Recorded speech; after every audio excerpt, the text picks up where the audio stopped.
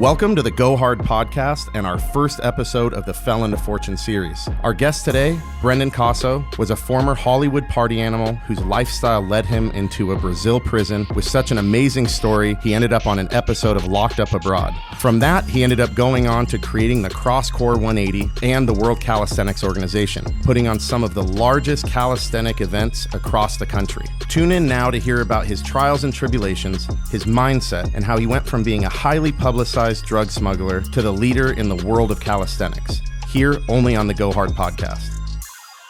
Welcome to the GoHard podcast. I'm here with my guest, Brendan Cosso. What's up? What's up? What's up? And this is actually our first episode of the GoHard podcast that is hitting on our Fell into Fortune. So any of the viewers here, a lot of you guys know my background was a two-time ex-felon, and took a lot from that experience and turned it around. And a lot of you guys had a lot of questions about that. And so I decided to be able to try to seek out other people that had a similar background, that were able to take something that was a negative to most of us and spin it into something positive. And this is going to be the first episode of doing it. And I think we're doing it in grand style because your story is pretty dope. So yeah. Thank you. It's pretty sick. So I think you're going to be the best to explain it. I've got like this entire rundown of how crazy his story is. That's the work the assistant does. Right. And that's the work Larry does. Right. Here's my notes on it. Okay. So, but dude, the story is crazy. When she had told me about it, I was kind of like, is this even real? And last night I was on YouTube watching Did you do the story. Nat Geo one? Yeah. Did you watch that one? Yeah. So, what episode was that? It was, Locked Up Abroad, Brazil. I think it was season 4 or 5. Okay, like episode 6, 2 or some okay, shit yeah. like that. I can't remember. Okay, but it was pretty crazy, and the rest of the notes and stuff, it's pretty wild. So why don't you walk us through kind of a brief of what that situation was?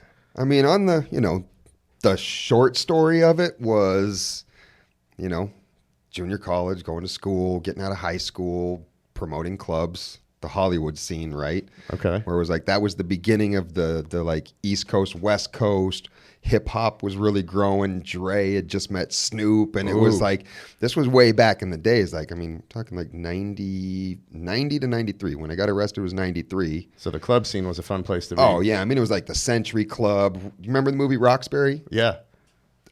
I remember when all the Saturday Night Live cast was there and actually came up with the concept. Really? That's how fucking long ago this was, right? Okay.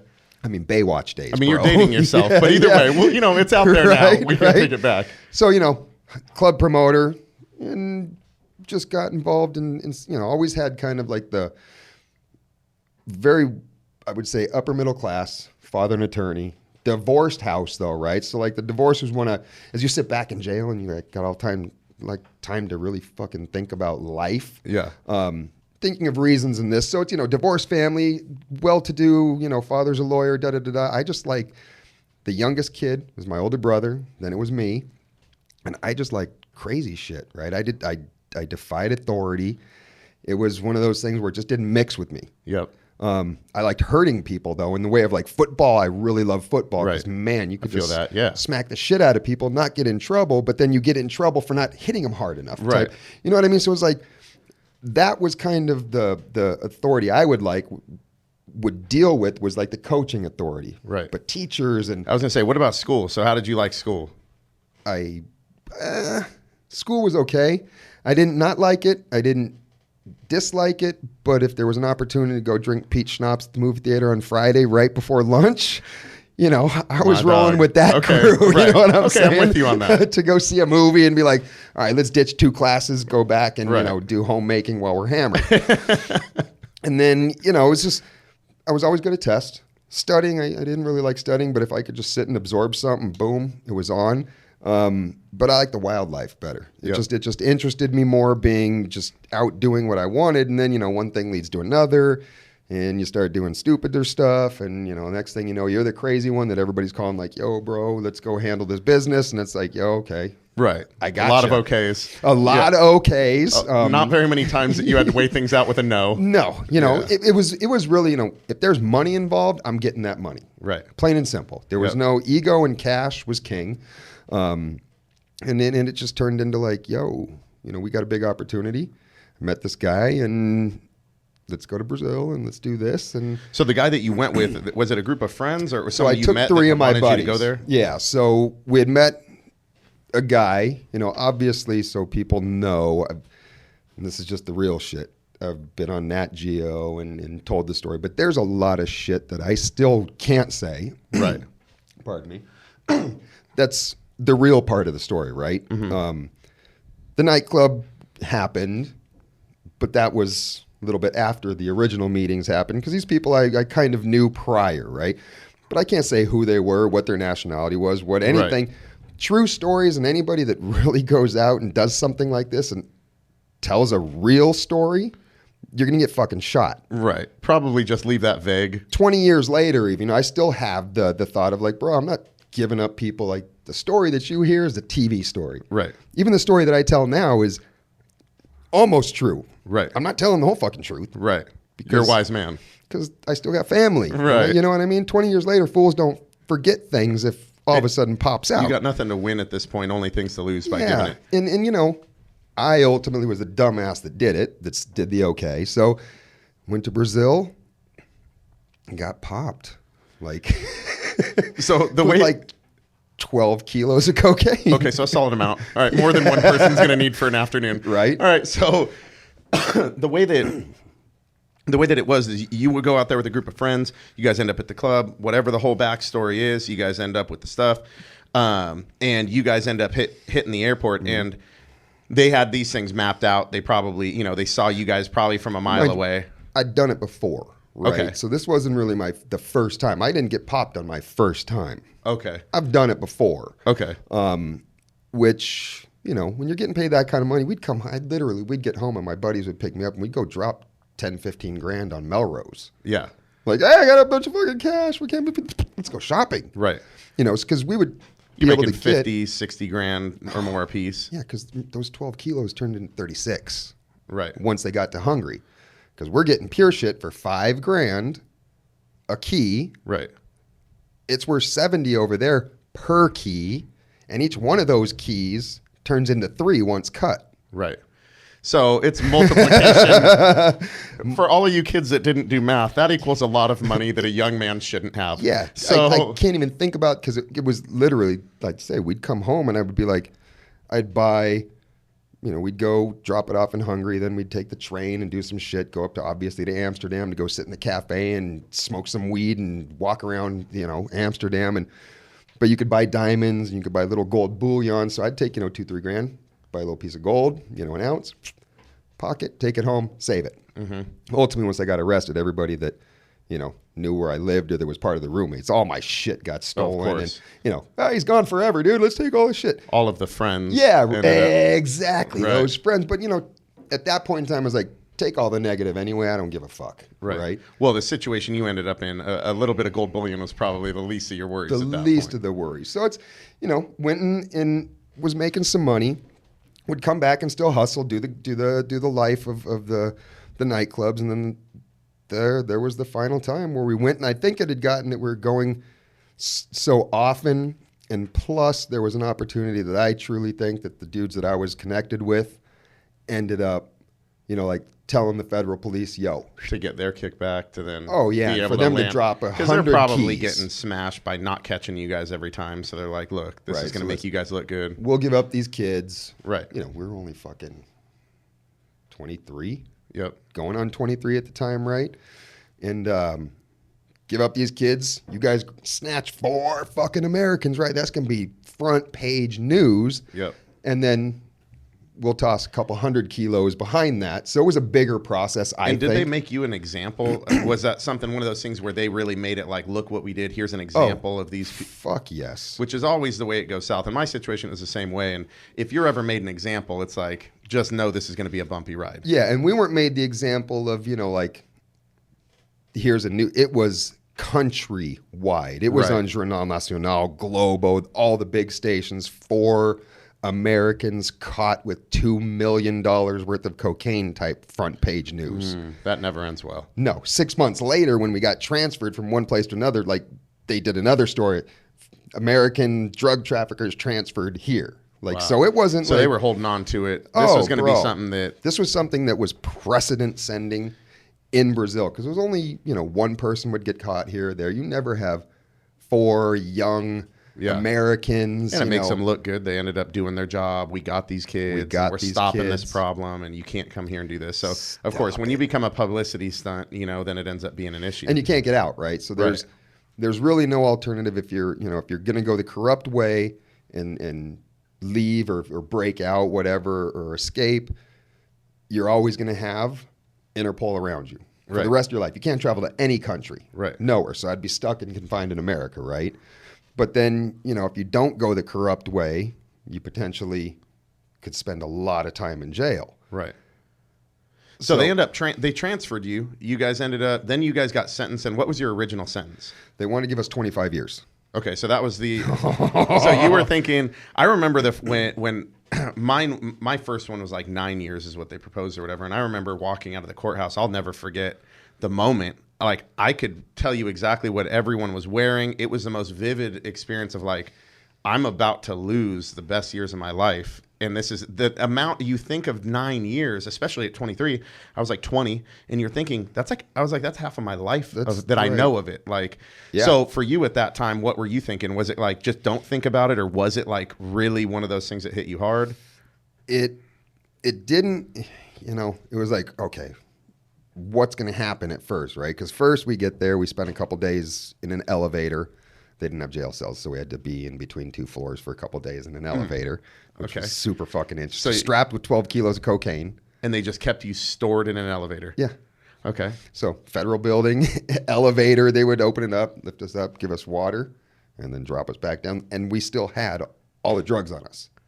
That is crazy. Like, they just were like, we don't care about those drugs anyways. No, we got you. One of the kids, won't mention his name, that was with us, I had actually taken him to go to get him out of, because he used a lot of meth. He was fucked up, and I've known this kid for a long time, so I was like, listen, get him some extra money, get away from this shit. Yeah, it's cocaine, but meth heads don't use cocaine, right? You're probably safe. Yeah, so you're safe, right? So we're in this elevator, and literally he's taking lines after being arrested in the just sticking his hand in and snorting this shit. And we're in an elevator. It's the most surreal shit you've ever... It's a movie, right? So we're just going, what the fuck? Then they transfer us to a police station that was like... it's a basement of a federal police station. There was like 6.5 foot ceilings, 130 people, about the size of like these 3 rooms. Fucked up. So they transferred us there. We stayed there for 4 or 5 months, then got transferred. It was just prison transfer from prison transfer. Every time we'd go somewhere, it would be on the news. There's no way out of it. Like, you can't escape because everybody knows where you are. If you try to get out, you have to get your way to like, Paraguay, which is you've got to get on a bus or you got to walk so you can get to Paraguay and get the fuck out. Can't go to the airport. It's like, judge can't actually, the first judge, and that's where the first judge wanted to give us 25 years, and this is where the corrupt part is good, right? We had a really good lawyer. He ended up being friends with the judge that wanted to sentence us, had one of his students, literally 24 years old, beautiful Brazilian girl, just literally a year out of law school, and was already a judge. Had her come in, do our case, and sentence us, because this dude wanted 25 years because he wanted an example. Right. So, 75 of the 150 my dad originally gave in cash, 75 went to the judge to take a vacation on sentencing time for his attorney to come in, his student that became a judge to come in and give us our sentence, which was 4 years, 6 months. Wow. Okay. So, I mean, that's a major reduction. I mean, still me, maybe I'm a pussy, but 4.5 years. Oh, it still fucking sucks. I'm still shitting bricks at 4.5 years in a Brazilian prison. I mean, I don't know. I'm not leaving with a lot of happiness. Of course, I'm happier than the 25. I was still pissed. Right. Don't get shit twisted. Like 4.5, way better than 25 for sure. But 4.5 years was still, what the fuck what do you mean? This is Brazil. Right. We just paid a lot of fucking money. Get us out. And they're literally like looked at us and said, like, listen, stupid. You're on every newspaper. There's no way out of this. Accept your 4 years. Shut the fuck up. Work. Right. You'll get out early. Only two things I could tell you. Don't get in a lot of trouble and work. Bye. Yeah, I mean, at that point, too, you guys, even with your dad, being in law and everything else, you guys probably realize at that point, when it's at that level, they can't let it go. No. You can't pay them enough money because it's only going to cause them more problems. There's always going to be checks and balances at some point. You've got the America there now. When the consulate first came and saw us, we were like, hell yes, get us out of here. And even our own government, it was a kick in the fucking balls. Your government looks you in the face and goes, they just hit us with these sticks. There was this and that, and abuse, torture. Right. Get us out of here. And they literally looked at us and said, "The fuck you want us to do?" Yeah. Like, stupid. You're the drug trafficker. We can't do shit. All our advice to you is, don't get in trouble or die. I was going to say, don't die that's the advice they give you. Yeah. Pretty much. Like, you're probably not going to get an abuse. Nope. There's not going to be any sympathy for that. They looked at us and were like, sorry, kids. Dummy. You've got every newspaper. We're in Europe. You're on fucking headlines in Europe because your plane was going to Hungary. And so it became like this big, there's no out, right? Okay, so at that point, you're like, look, this is it. Best case scenario. 4.5 years. Suck it up. Here we go. Yep. And you guys roll in. So they bus you guys in is how they do it? They take us, you go into this place, once they figure out your last jail where you're going to be. We ended up being, I can't say it was a cool spot, but it was a lot better than a lot of places. It was a complex right across. It was a big complex called Carandiru, which there was a movie. If you look at Carandiru, there's that big movie about the slaughter in the Brazilian prison. That was literally where we were. Okay. Cops came in and whacked out. It doesn't sound cool when you said it that way. But I mean, either way, we'll say it's cool. Right. Other than the slaughtering, it was cool. Other than murdering hundreds of prisoners and stuff. But we ended up going to this place. The food was good. So okay. So chicken feet and shit. And right. I don't want to go in there. So we get to the Casa Grande, which is the big house, the penitentiary that we're going to be at for the rest of our sentence. And that's where we spent the last 3 years. I spent the last 3 years and 2 months of my sentence there. The first 6 months was back and forth to a bunch of different shitholes, and then we stayed the rest of our time there. And so when you're there I'm sure that jail, prison is comparable in some ways, but I would imagine that in Brazil, even though jail here isn't cool, I would imagine it's not it's shittier there. So when you first walk in, what you come in and what's their processing like when they run you through? You mean if you don't get tortured when you check in? Right. So so we're drug traffickers at least, so we have a respect level right off the bat, right? Because international drug traffickers, you're on the hierarchy of people there. So we check in, you get there, and it's that same old thing. You got the cops that are assholes that want to make the example of the gringos and be dickheads. Then you have guys that are kind of cool, like, hey, gringo, right? Like cocaine, huh? And you're like, I don't even speak the fucking language. Oh my God! So it's Portuguese down there, right. Mind you. So we don't speak the language either. It took a year to learn the language. So you ended up having, I speak fluent Portuguese. I have, look at that. I mean, it's who needs Rosetta Stone? Great when you've got benefits. Prison? I mean, I will say I took a lot away from it. Right, learned a lot. Not just, in not making bad decisions, but from speaking languages to cultures to a bunch of shit. So we get there and it's like same old process. Take your fucking clothes off, lift up your nutsack, bend over, cough, open your mouth, and that whole thing to see if you're carrying anything, blah, blah, blah. You check in, you spend 30 days confined. They lock you in a hole and pretty much. Tap on your door, bring you a plate with some rice and beans on it and a piece of bread with some butter, coffee, and you're done. And that happens twice a day until you're out. And then you get out and you're like, ooh, wow. I wish I were locked back in that room by myself. It's a little quad, but you got to deal with, the one, I will say the one good, if you fucking have anything good about prison, the one thing about being there that was very different was you don't have the race cards being played. Right? Okay, because it's predominantly... Me and you go to prison, bro. It's either you're going to the white supremacy side of it, right. And you got to be one of the white dudes, right. Or you got to go to confinement, because if you don't roll with the white guys, then what are you going to do, right? So there was Brazilians are fucking Brazilians. Whether you're black, whether you look Mexican, whether you look Asian, whether you're a white dude, you're still a Brazilian. So there wasn't really much of like, you got to go hang with the black dudes or the white dudes.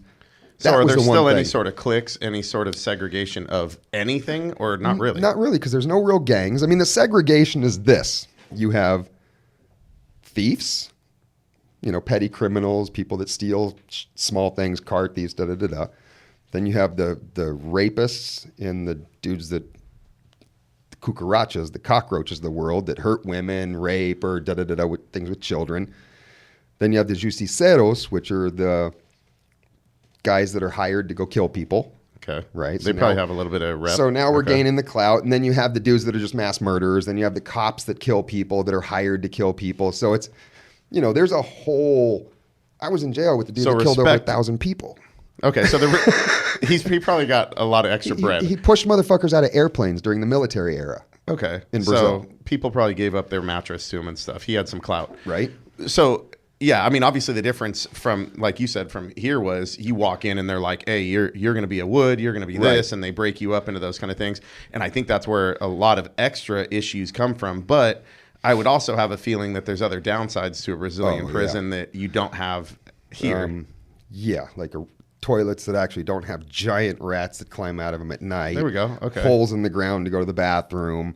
No, like the running water is, because they don't, it's fucking crazy. It's all gravity driven.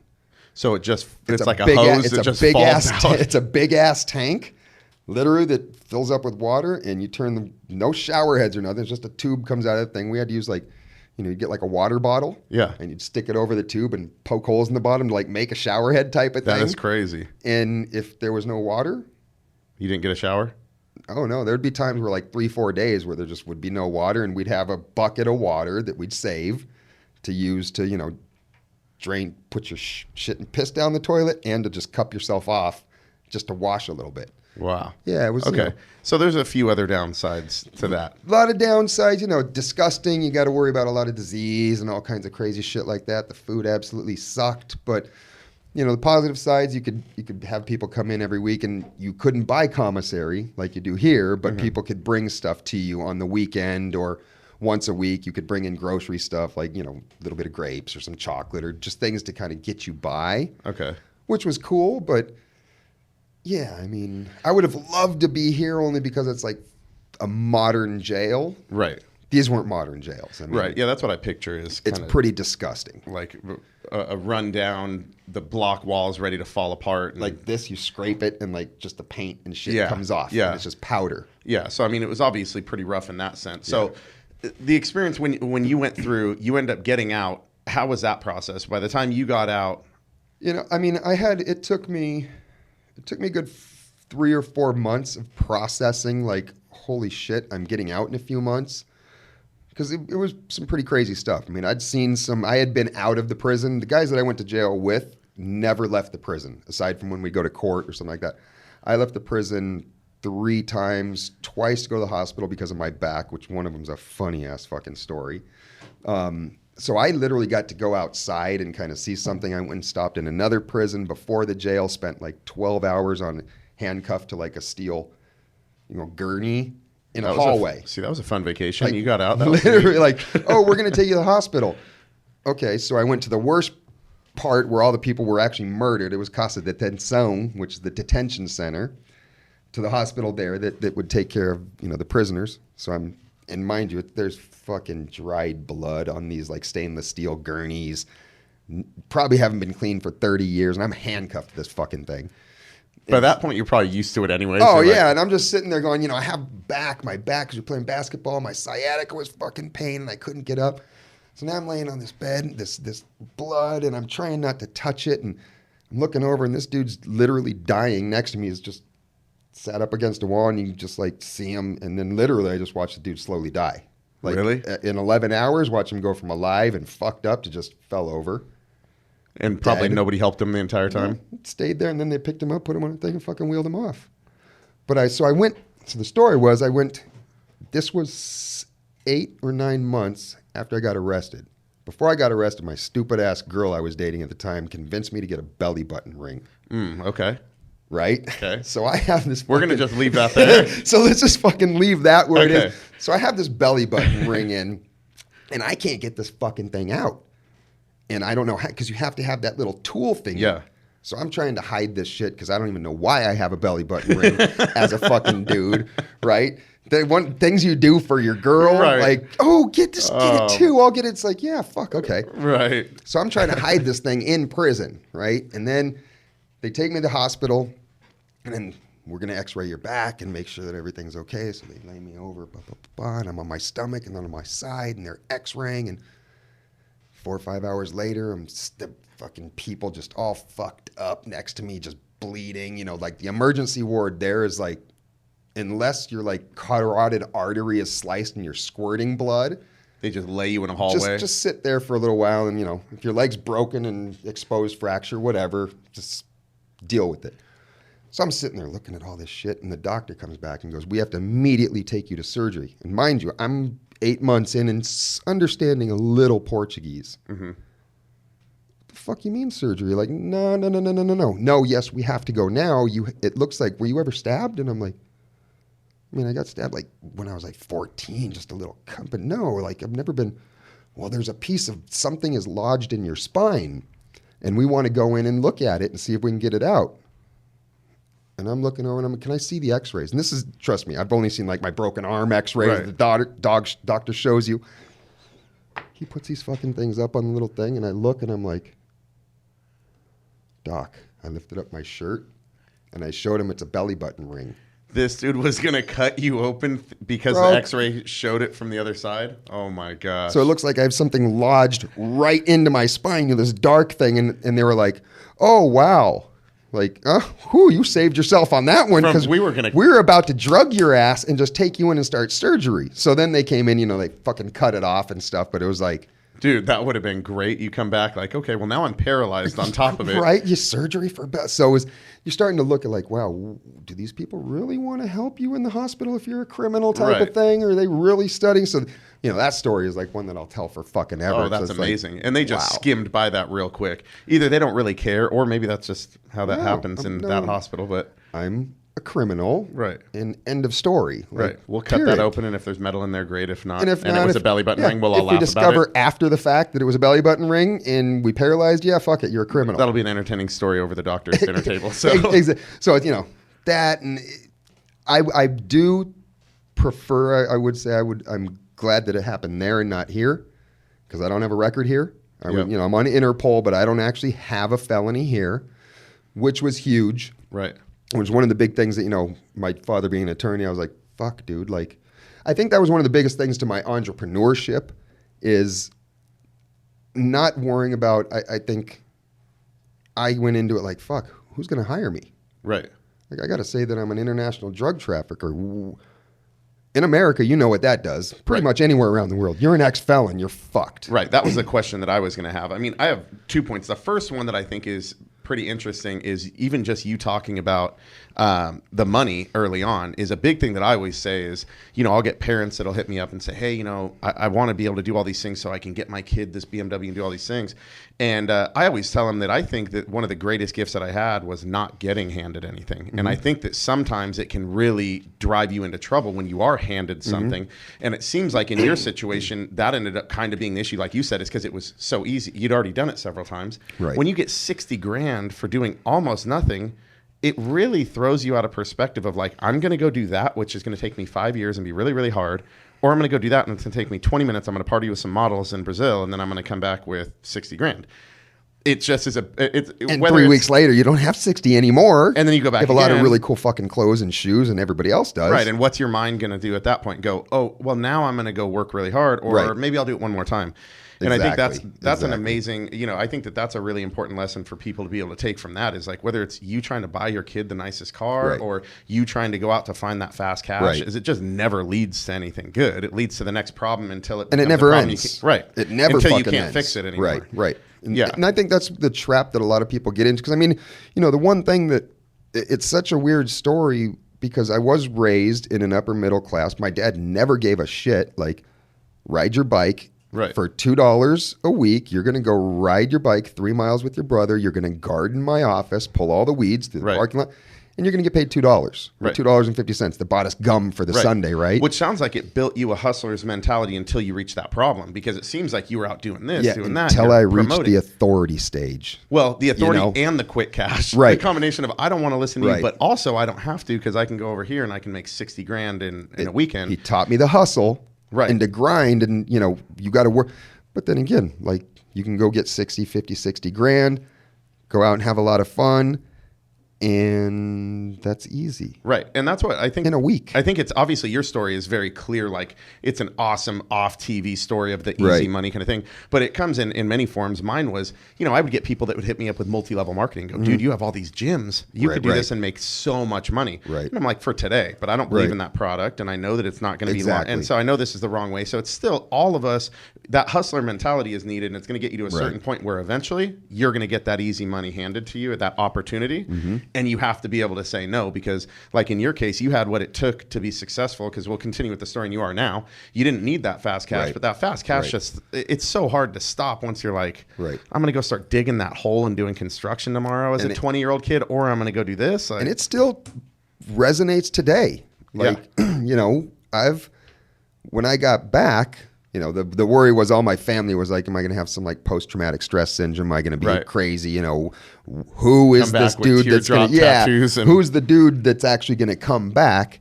And it really, the money, if that's your purpose, then give up. Right. You know what I mean? I mean, it's really that simple. There's a phrase in Portuguese that says, "O caixão não tem gaveta," which is your coffin doesn't have drawers. You don't take shit with you when you leave this planet, right? So all this money when you're dead means nothing. Right.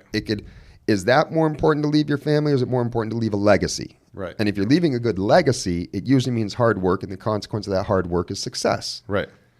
I just didn't get that. Right. Well, your story is like I think most people is when you're young, you rebel a little bit and you don't like the authority, and you are always looking for the easier way, especially, this generation, obviously it makes me sound old, but even just saying this generation, I feel like I'm my grandpa talking, but we had talked about generation. My generation, we all used to just build steel, but it does, it's always, they'll hit me up through Instagram or social media, and it's, here's this problem. How do I find a way around it? How do I not do this? How do I what's the easy path? And it's like, just put your head down and run through it. There's a wall in the way. Stop trying to find a way around or over it or another path. Just put your head down and run through the fucking wall. If you hit it enough, it's going to break. Right. It just takes, sometimes it's going to hurt and it's going to take hard work.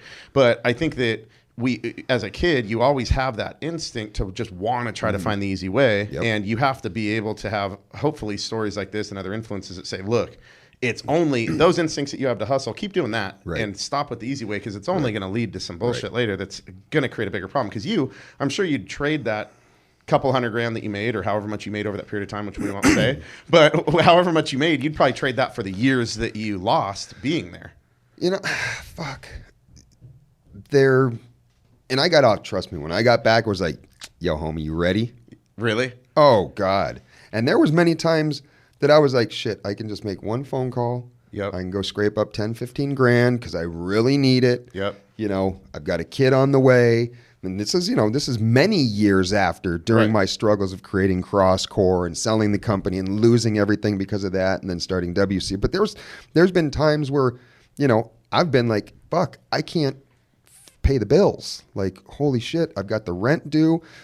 When the housing crisis was happening, I literally lost my first home that I bought because the market crash. Yep. I was one of the victims of losing. We had that happen too. A foreclosure, and having to give up a home and lose all my money. And, it's like, it's always haunting, because like you said after, is when you get out, you're faced with the problem of getting a job. Right. And that's the same thing is, of course, when that guy's one phone call away, and I'm going to go on 50 job interviews to be laughed at after I leave, because they're going to look and go, that one thing is going to make me somebody that they don't hire. That specifies who you are forever. And it's like, wait a minute. So one good thing about being international is I didn't have that record, and finally realized that what my father said, the attorney. Just don't say it. Just don't say it, because you're not here. There is no felony here. So that lightened it up a little bit, but still I had that entrepreneurial spirit where I didn't like the authority. I wanted to go out and get it on my own and do everything. So, it taught me the hustle, and there's no money that can really give me back those years. But what it taught me was, money isn't everything. Mm-hmm. If you work hard and you have determination to do stuff, no matter what your high points are, every rich motherfucker has down points in his life. Yep. I don't give a shit who you are. You could be Some are just better at pretending they don't, but they all do. Right. Yeah. I mean, you may drive a Maserati, a Ferrari, you may have 20 cars, but somewhere within that time of you being alone, at the gym alone, or in your house alone, whether you're married, have a family or children, I mean, I just think most people are afraid to actually admit it. Right. Yeah. Be vulnerable. I think that at the highest, this is the highest point our business has been at, and it's the most stress. It's the hardest, is people don't realize is getting to that place just seems glorious because the way that society portrays that place. But I've never been now under look more at you, stress. you're making it, you got all this stuff, but it's like the upkeep now. And like you said, is if I were doing it just for the money, then it would never work, because when I wake up in the morning, it's very challenging to know that I just added 50 things on a plate that I thought was too full yesterday. Right. Now I'm going to have to come in and get that done today. So and there's no hours to it. Right. It's 24/7. You wake up and like, oh shit. Yeah, you're task oriented. It doesn't matter how many hours or how much money. It's these things have to get done. Right. And so you really have to be doing it for a better reason. And like you said, is the entrepreneur spirit is, the reason that you probably made it through that is that was something that was already instilled in you that was intrinsic. That you're like, dude, the obstacle doesn't matter. I'm going to find a way. And it's the challenge. Yeah. I think a big part of it too was like proving motherfuckers wrong. Yep. Everybody that doubted me, that always said, oh, bro, come on, go get a job, or, oh, this will never work, or, you've always got the greatest ideas, but never seem to get anywhere with them, or you always seem to, get screwed, or it's you're like, waiting for that one line to say, all I need is one, motherfucker, just one. That's all you it. need is one. Yeah. I ain't the richest guy in the world, still hustling. But the thing is I don't care about the money. There's been times, like I said, where I could have easily made the phone call and been like, I'll go get 40, 50 grand. Not even traveling. Yeah. Not even going out of town, like bossing it type of shit. Like, yo, boom, I need this real quick. What you got? Yep. Meet me here, meet me there. Boom, which are the hardest things. You've already paid the price, but what people don't realize is it's so easy from the outside looking in to look at somebody who's made a mistake and gone to jail and go, how fucking dumb are they to do it again? Right. Well, the few reasons. One is I went into a job interview at Countrywide that they led me out by security because I wasn't even allowed on the premises with my record, which is embarrassing, humiliating. You go, I don't feel like doing this anymore. And the other thing is most people that end up in those situations, it's very easy. It's always at their fingertips where I've never even done drugs, but just because I was very social and tied in with a lot of people, when I got out, I was automatically offered, hey, if you can figure out a way to smuggle this across the border in a car, you can make this much money. Boom. When you get back from 5 interviews and one of them is leading you out in fucking handcuffs and you're humiliated in the last button-up shirt that you own and you live on your friend's couch, it's very, very, very, very hard. Absolutely. You can call someone an idiot all you want, but until you're in that moment, it is incredibly hard and challenging to your integrity and your character to say, no, I'll wake up tomorrow again. I'll work for minimum wage while I search for another job to tell me that I'm an idiot. Right. So, but, definition of crazy is doing the same shit over and over, thinking of a different outcome. You got 2 felonies, same time or different times? It was at the same time. So you were the smart one, right? Right. Like there is the very few. I learned from it for sure, but I won't say that, I and the amazing thing about these things is perspective is an amazing thing. I think I could have been that guy to look at other people and say, what an idiot. And I'm so glad that I have had this experience so I can see the truth and that they are not, because it's so easy to sit from your sofa and say, what a dummy. Look at that felon. Look at that look at that criminal just out there doing it again. Dude, until you've been to 100 interviews where they tell you what a pile of crap you are and they laugh at you or they won't even show up. So many of them talk about walking in my fucking shoes. Yeah. And I wouldn't even get to go in. They would just tell me that they can't see you and I'd leave. They'd never even open the door for the interview. And I ended up working at that box. Felony, click. I ended up working at a picking range for in that little cart that everybody shoots the golf balls at. That tries to hit. As a grown man, and that was and I had to get a buddy to pull strings to get me that job. Like, dude, and mind you, it was my buddy's little brother who was a kid who was working the same job, and that's just kind of the life that you end up living in. So for you I think that's a big part for people to take from it is, that's going to be proposed to you, and throughout your life, it's always going to be there. There's always going to be that little bit. The connection's always there. Right. No matter what person I've become, the success, taking the straight path, helping others, being good, a Samaritan, all of that, I'm always going to be connected to that time in my life. And I don't ever want to lose that connection. Would you ever do it again? If you could do it over, And I told Matt the same thing on this skit. Fuck yes, I would. And I tell all the kids that I talk to. Heck, I just got this question in Inglewood the other day. I work for Matt McConaughey's foundation. I do some work for Just Keep Living Foundation, teaching kids. I go in and teach them calisthenics, and we do a little workout, but a lot of it's like mentoring, talk to them about real life shit, my story, where I've come and where they're at. And it's, I get the question, if you could, would you do it again? And I say, absolutely. And they kind of look at me like, yeah. But you just told us you watch people die, murdering people, this, and guys being tortured, and like, why would you do it again?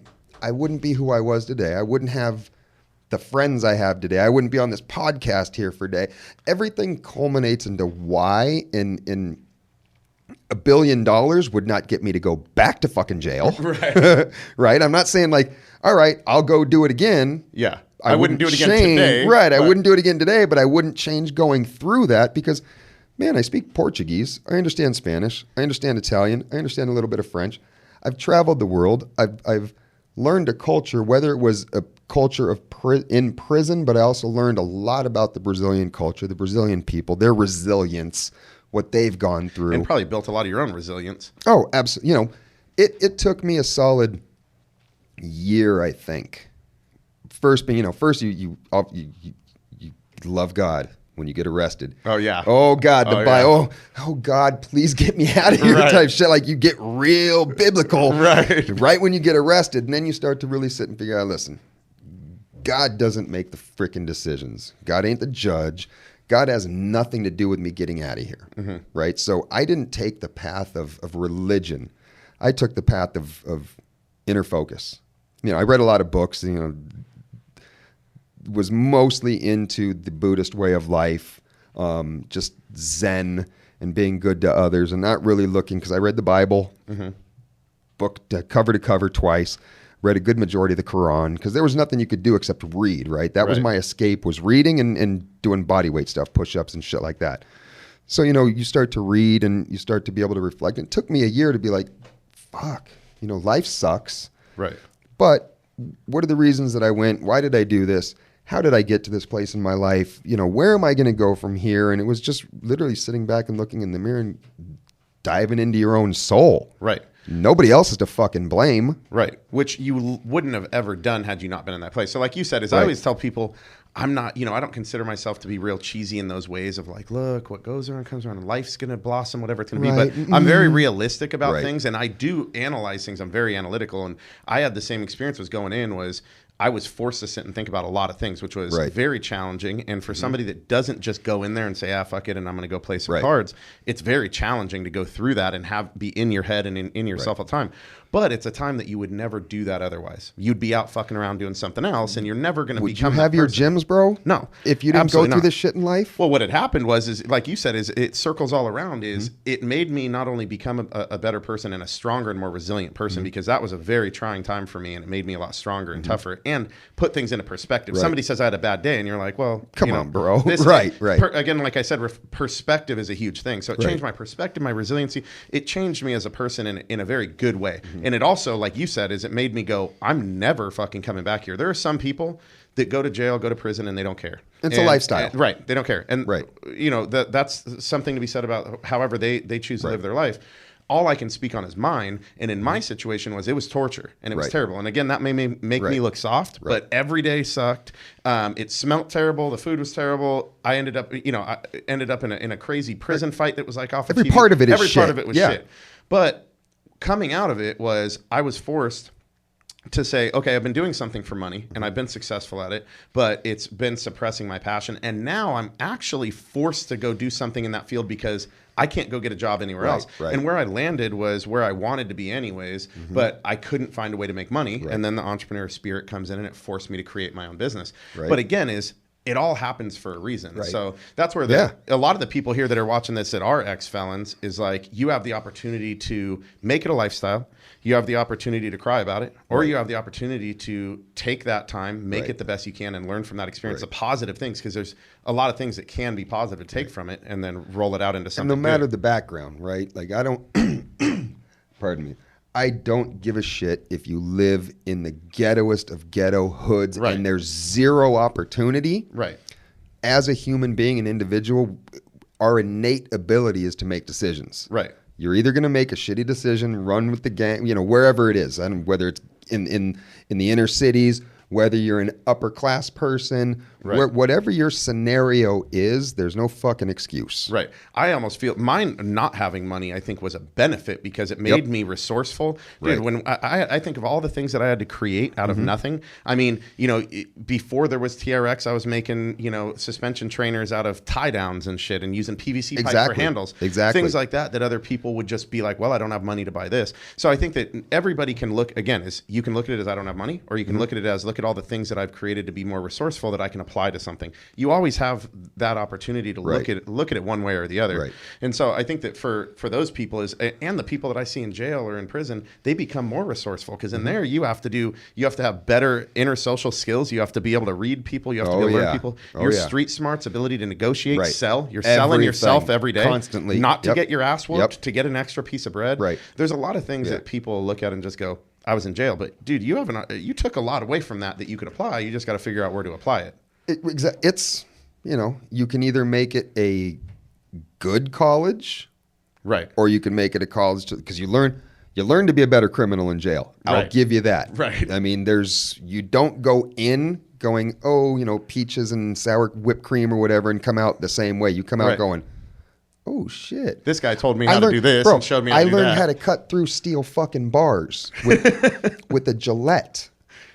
So I mean, the razors, to cut through steel bars, like it blew my fucking mind that this could be done. Yeah, and we did it. Yeah, like because you guys ended up having a prison break that you ended up turning around from, right? There was a couple, right? I mean, we had the big one was the Nigerians paid off the cops. It was like $75,000, and we literally ground out the concrete, the bricks, because you could scrape it out, pull a brick out, throw that shit, put a poster up on the wall. Went through that. I stuck my head out and I came back because that's the last thing my dad told me, the last thing he said when he left is, don't you fucking run. escape. Yep. Don't you fucking escape. He straight Shawshanked it and turned around. I was out the wall, looking at freedom. And everybody's saying, bye, go, go, go, go. And I was like, came back in. My buddies were like, dude, let's go. I was like, nah, I can't do it. Well, looking back now, you obviously made a good choice. And Thank God. Yeah, now it's allowed you to do other things. So you got out, and at what point did you end up? So now, for anyone that doesn't know, you went on to create the World Calisthenic Organization, which does the biggest bar competitions at all the expos. Yep. And I mean, it's anybody that's been to any fitness expo, that's been on YouTube or Facebook and seen anybody do anything crazy in a bar. Usually knows what it is. Yeah. So I mean, I came back. When I first got out, my buddy gave me the opportunity to go work at MTV. Right, be a PA. Okay. PA, dude, how much you make being a PA? Oh, right. $250 a day. Killing it. Remember, when I left, there was no internet. Right. I came back and there's Gateway and internet and all this cool shit. And I'm like, $250 a day? Yeah. Rocket. Granted, it's like unloading a truck of sand with wheelbarrows to make a volleyball court 300 yards away. Right. No, we're not going to dump it over there. You have to just take it by hand over there. So it was grunt work and it was hard, but it was like, I got this. I'm fucking free. Boom. I'm making money. A couple months out of, 2 months when I got home, I kind of just readjusted, had to gain some weight back and just get my mind straight and started working for MTV. Did that for 5 or 6 months. And then my dad told me, go work for your Uncle Bob. He wants to see you. And not my real blood uncle, but it was, one of the guys that my dad grew up with since elementary school. And it's always been Uncle Bob. And he owned a fitness company. You ever heard of Semco, CEMCO? Yeah. He was the first one to create solid steel dumbbells for Joe Gold and every fucking weight stack we made. So go see your Uncle Bob. Old standard weight plates. Yeah. I mean, we made everything, all free weights manufactured here, etc. So go see your Uncle Bob. He wants to, give you a job. Because Bob was the one that helped save me with my dad in Brazil. He came down and visited, helped, bring in the money and do all this shit. So rock and roll, I'm going to go see Uncle Bob. I went to the nines, nice pair of shoes, jeans, suited and booted, ready to sell, right? Ready to get in the office and sell. I walk in, he looks at me, and first thing, mind you, I come from a Sicilian father that says fuck every other word, and Bob is probably the only other dude that says fuck more than my dad. I love it. Okay. So I walk in, and he looks at me, He always has a rubber band on his wrist, so when he gets pissed off, he snaps the rubber band to get him out of it. And he always had his glasses, and he looked up at me, pulls his glasses off, snaps his rubber band, and I was like, he's like, what the fuck are you doing? I was like, come to work. Go home, put on a dirty pair of jeans and a T-shirt, come back, get your steel-toe boots from Juan. We got some containers of Olympic plates for you to unload. I was like, what do you mean? Yeah, unload it by hand. What do you mean? Like, they'll put a pallet up there for you. You need to take all these 45s, put 3,000 pounds on them on each pallet. They'll take it off and give you another pallet. And just keep doing that till each container's empty. You needed to put weight back on. So that'll help. Right? So I was like... all day lifting. I mean... Yeah, 48,000 pounds in that container? Yeah, okay. So I would... he sent me on that mission to go sweep floors, unload containers. I learned how to work lathes and neural steel Olympic bars. I found out, tensile strengths of steel, and really started to like, wow, okay, you're not giving me anything. You gave me the job, which I was grateful for, but he put me at the bottom. Yeah. And made me work my way up. And then I found out the guy he had running his company was ripping him off. So it was either, I quit or I'm going to beat this motherfucker's ass. Because, you come out of jail and then thieves are one of those things like rapists and child molesters and people that burn other people, like the shit. Well, also, they're treated different. The way that things are handled in prison, it's a big different treatment, the same way right? In the workplace. Yes. So it's like... it carries over a little in your mind. Uncle, I'm either going to like smash this guy in the back because I have proof he's stealing from you. Yeah. Here it is. Or fire him or I'm going to quit. He's like, man, I don't know what to do. I can't let him go. He doesn't want to come back and work full time. You don't know shit about this industry. You've been unloading containers. Right. You've been here for 5 months. But he took the chance with me. He's like, you know what? Called the guy in and said, you're out of here. Take it over. And I was like, oh shit. Literally got in the office. I'd be on the phone trying to sell Olympic bars and someone asked me, okay, what's a tensile strength and what's this and what's that and what's the memory of the steel and is it annealed? Is it this? And I'm going, Ryerson, like steel books, and as they're talking, internet was just, Google was there that you could use, and I'm flipping through Ryerson and Fry steel books looking for tensils, Googling while on the phone going, oh yeah, it's 150,000 PSI, and the memory strength is this, and it was annealed and quenched, and I'm saying the right shit because I'm reading it out of books, and wow. Yeah, but the thing for people to take from this is there's a lot of people that have that opportunity, right? You get that opportunity, and there's a lot of people that are going to either just not get on the phone because they're scared, they won't take the job, or they take the job and they get on the phone and they think they're just going to bullshit and they say the wrong things. Right. Now, the third person is you, and that's the person that applies that to everything, which is to be a good entrepreneur or really to be anyone good in any workplace. It has to be a certain level of value. Is you're the person who's going to go into a space, and even if you don't know it, you're going to fucking figure it out. And you're going to figure it out now. I get pushed back a lot of time because people say you roll out so many new ideas. It's so fast. It's so this. It's so that. The reality is if it's necessary, it's necessary for you to figure it out. And so in your case, easily you could have gone to him and gone, it's not fair. I need a training program. I need a 6-week training program on this. Yeah, but that's not life. And if you want to be successful, your training program is pick that fucking book up. Read that while you're on the phone. And figure it out. Like we talked about earlier, it's like everybody's a fucking winner. Right. Not everyone's going to respond in the same way, but they have to understand that you are going to have to respond in the right way or you're not going to be successful. And it's those little things that I think people miss. Is that one part of your story someone could have watched this and gone, so what? So he read a book. But that's the reason why you were successful is because you rose to the occasion and you went into a situation you didn't know. Right. He challenged you. You rose to that challenge. You didn't cry about it and you didn't say, I work for you, and you didn't provide proper this or this or this. You just opened up a book, you figured it out, you Googled this, you did that, and you ended up making it through. I mean, he didn't know how to help somebody in jail. Like I got arrested and it was him and my dad. Boom. They were on getting shit done. You don't learn how to do that. You just got to go fucking do it to save somebody, right? He gave me the trust to turn his business over to me. Now his life almost depended on me. You know what I mean? Like, I got to make this money. I got to learn this. The only way to do it is actually doing it, not being afraid. Right. And if you make a mistake, like you just said, put your head, the wall may be thick. Yeah. But man, if you go into it enough times, you're going to run right through it. Exactly. Yeah, and like you said, it's something that you just mentioned too, is something that we've mentioned before, which is feeling a sense of responsibility can be an amazing thing. Is you felt a sense of responsibility to yourself because this is an opportunity, and a sense of responsibility to him because he gave you that opportunity. And a lot of people say that's a heavy weight on me, or it deters me from wanting to do it. And when it should be proper motivation is this is going to be hard, but I'm not going to fail because I know they trusted in me in doing it. And it should be something that drives you forward as opposed to something that you're trying to get away from. And that's, you know, the takeaway, I think, for everybody, and it's, you know, it may sound super cliche in to the world, right? When you speak about helping others or influencing others, or what could you say back to people? You know, I got a hoot out of this when I was talking to these kids.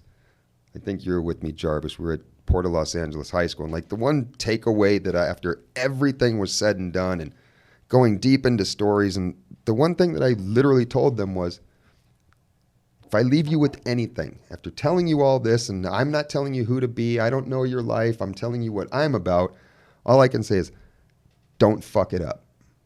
It's that easy. Yep. Like, just don't fuck it up. You may fuck up in life, and you're going to learn from it.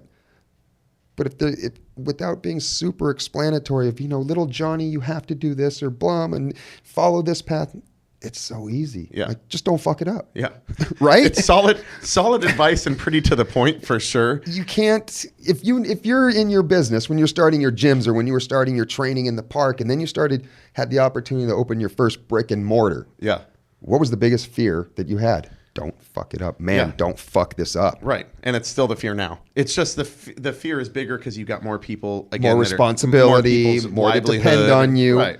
But it's still every day. But the moral is, don't fuck this up. Everything that crosses my desk that I have to sign on, don't fuck it up. This better not be the wrong choice. And you got to look at it and go, And, you know, we're going to make the wrong choices. It's part of life. And I think how you learn from bad choices you make, or what create larger opportunity for you to really realize, like, oh, wow, this is something that I can actually harness what I've learned and what I take away from this to help others, or to give others opportunities to learn with others. I'm always on a daily basis, whether it's a younger kid in, you know, junior high school and high school, 12, 13, 14, to older people, to whoever it is. I always look at it as, you know, the time that I did lose by my own stupidity, I really like to listen to other people and like listen and go, ooh, that point was pretty solid, and because I don't know everything. Right. You know, I get from just sitting in the first 45 minutes we were here just shooting the shit. Yeah. There's so much that I can take away from that, from you as an entrepreneur, and why you got to where you were. You're like, yo, dude, that applies to what I did. Wow, I could that helped me just click through something, right? So it's like, there's so much out there. Yeah. And I think that too is, you know, like you had said, is the failing part is, even if you, like you said, even if you do fail temporarily, don't fuck it up.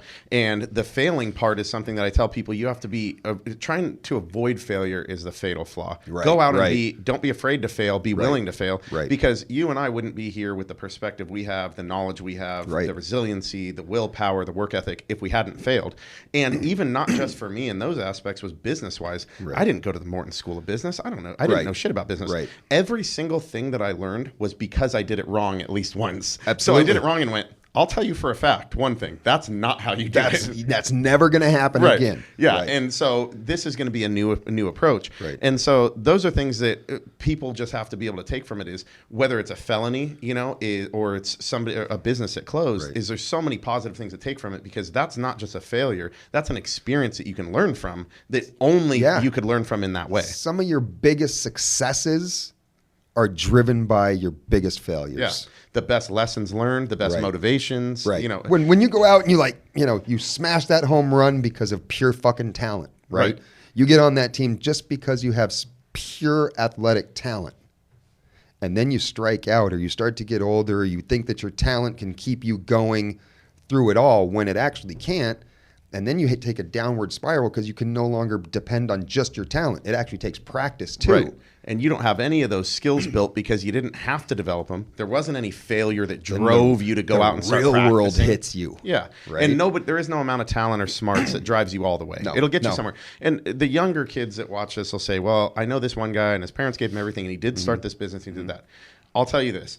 unless he's the anomaly, and he isn't doing those other things, that will fail. It's eventual. So it's not saying that it can't happen for a period of time, but it doesn't last forever because like you just said, life hits you. Life is going to come at you, and it's going to challenge you in a way that these failures, going to jail, falling down, being willing to take chances, those things develop you in a way to be able to have the resiliency to get back up and fix that problem. And it becomes who you are as a person. I mean, I know, personal relationships, personal friends in my life that came from very well-off families. And this is, that anomaly, right? That I don't give a shit where you're from or what you come from. If you have a lot of money, you could be way unhappier than the dude that doesn't have a pot to piss in.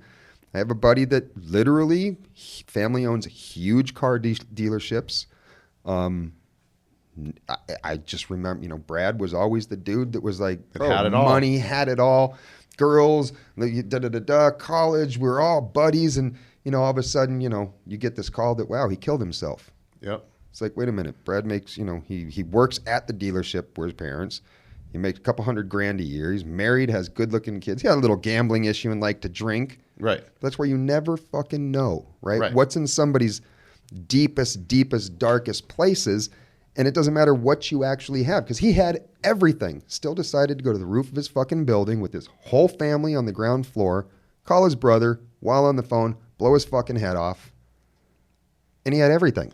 Yeah, and that's where now is that perspective, too, for anybody that's watching this that is somebody who had a felony or somebody who's struggling going through it, is you think, I've got nothing, and that this person has everything. And, comparison is just sometimes the biggest devil, especially when you're down, is everybody seems to have more. Right. But again, like you said, some of the people that I know that are the happiest don't have anything on paper. Is we draw this list. I don't check any of the boxes on this list. Brad has all this. Right. I'm the guy here who's the laughing stock because I have the felony and I work at McDonald's right now. Right.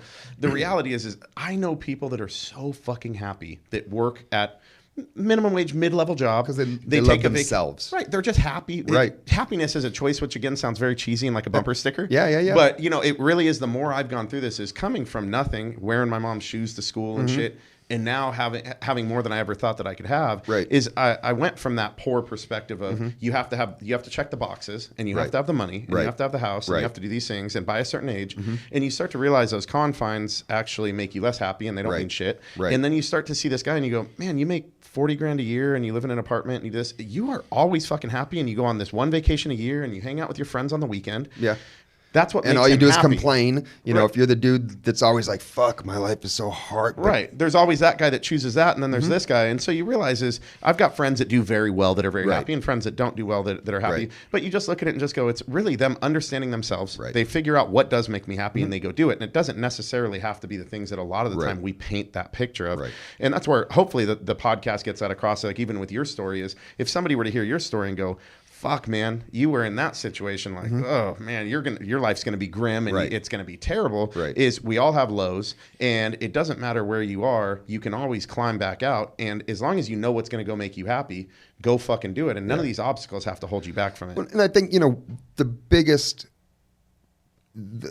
error of that is and as a just a person, is I think we as people are sometimes too embarrassed to be real, right?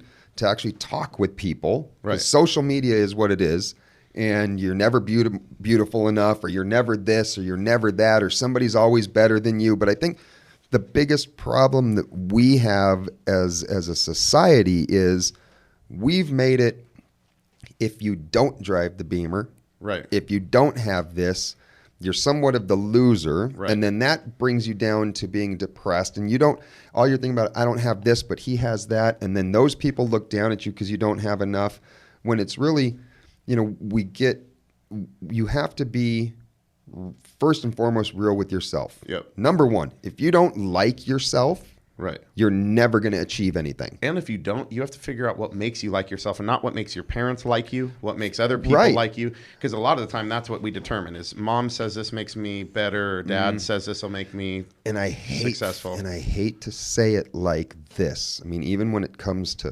parents, friends, acquaintances, and deep enough to your parents, fuck everybody. Yeah. I mean, literally. When it comes to you being happy, that is the term that it should be. It ain't about them. And they aren't going to be happy with you if you're not happy with yourself. So Right. it's like you got to, and when it comes to you, you got to be selfish and be able to say fuck everybody else. And people are afraid to admit that they're vulnerable. They're afraid to reach out and talk to people. Like if I have an issue, man, it's almost the point where I have to talk about it, right? No matter which way it is, whether it comes out in a conversation Right. With somebody else, or whether I really need to find somebody to speak with, you know, people, friends especially, may be embarrassed to like tell their buddy, like, Yeah. man, bro, you know, I've been having a hard time, and because you got to be, you know, tough, and you got to be. And so that's, I think, what we as a society, instead of pussifying everybody like we're doing, like, Right. oh God, everybody's a winner in the soccer game that Right. doesn't have a ball. Right. We pussify it so much that we never get people to like really understand, like, yo, accept who you are, talk to people, because mostly nobody's communicating. Right. And it's, you know, it's okay to say that you're not happy with something and not be embarrassed about it. You know, you'll talk to somebody and go, well, I'm 30 and I should have been married by now. It's like, Right. says who? Who the fuck says What that? book? Right. So I think a lot of the time we're embarrassed and we feel like, oh, I don't want to admit that. And so I Right. don't want to do this. So yeah, I think that that's something that, again, is going through certain things and starting to have to, like you said, you spent time in jail learning who you were. And, Right. you have to spend time asking those questions. We're so busy trying to go out and Prove study to or others. prove to somebody else. Right. Our days are so full of doing other shit that we don't spend enough time.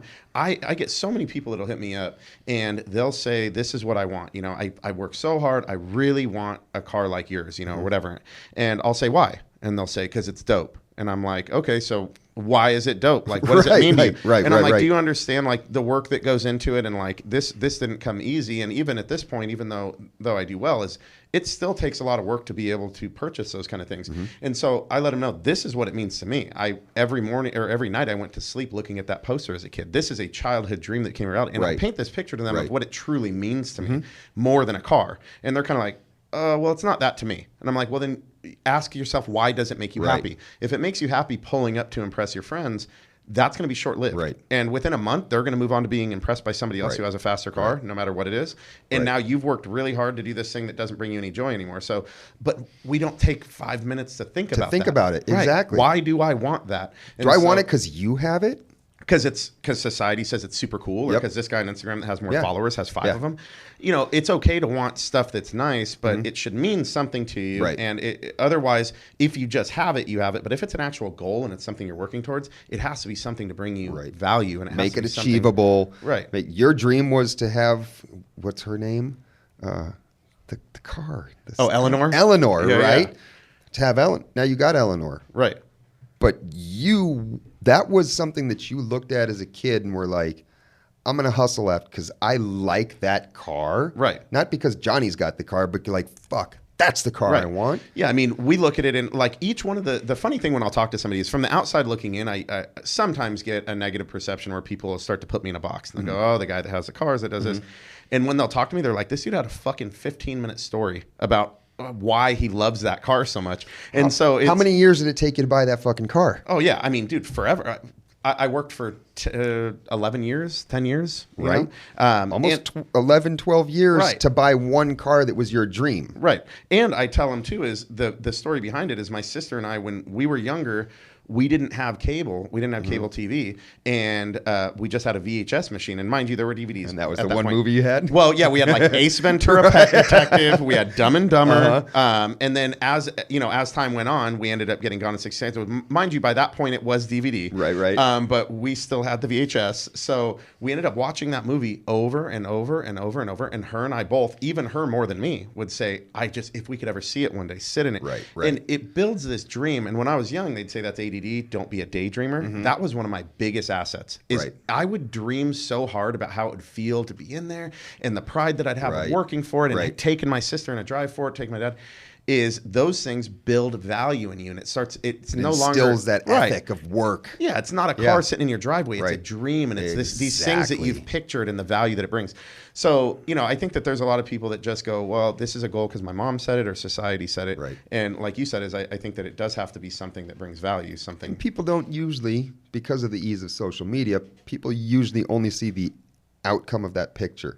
Right. Like they see you in the Lambo, but they don't see, because Instagram doesn't go back 18 years ago Right. They to don't where see you were me eating crying on the gym floor when eating I tuna couldn't. and cup of noodles. Yeah, when I couldn't afford to hire a guy to put the rig in, so Right. I'm there with a Doing dirty it old yourself. drill bit trying to do it myself. Yeah, I mean they don't see those things, and that's why I spent a lot of time.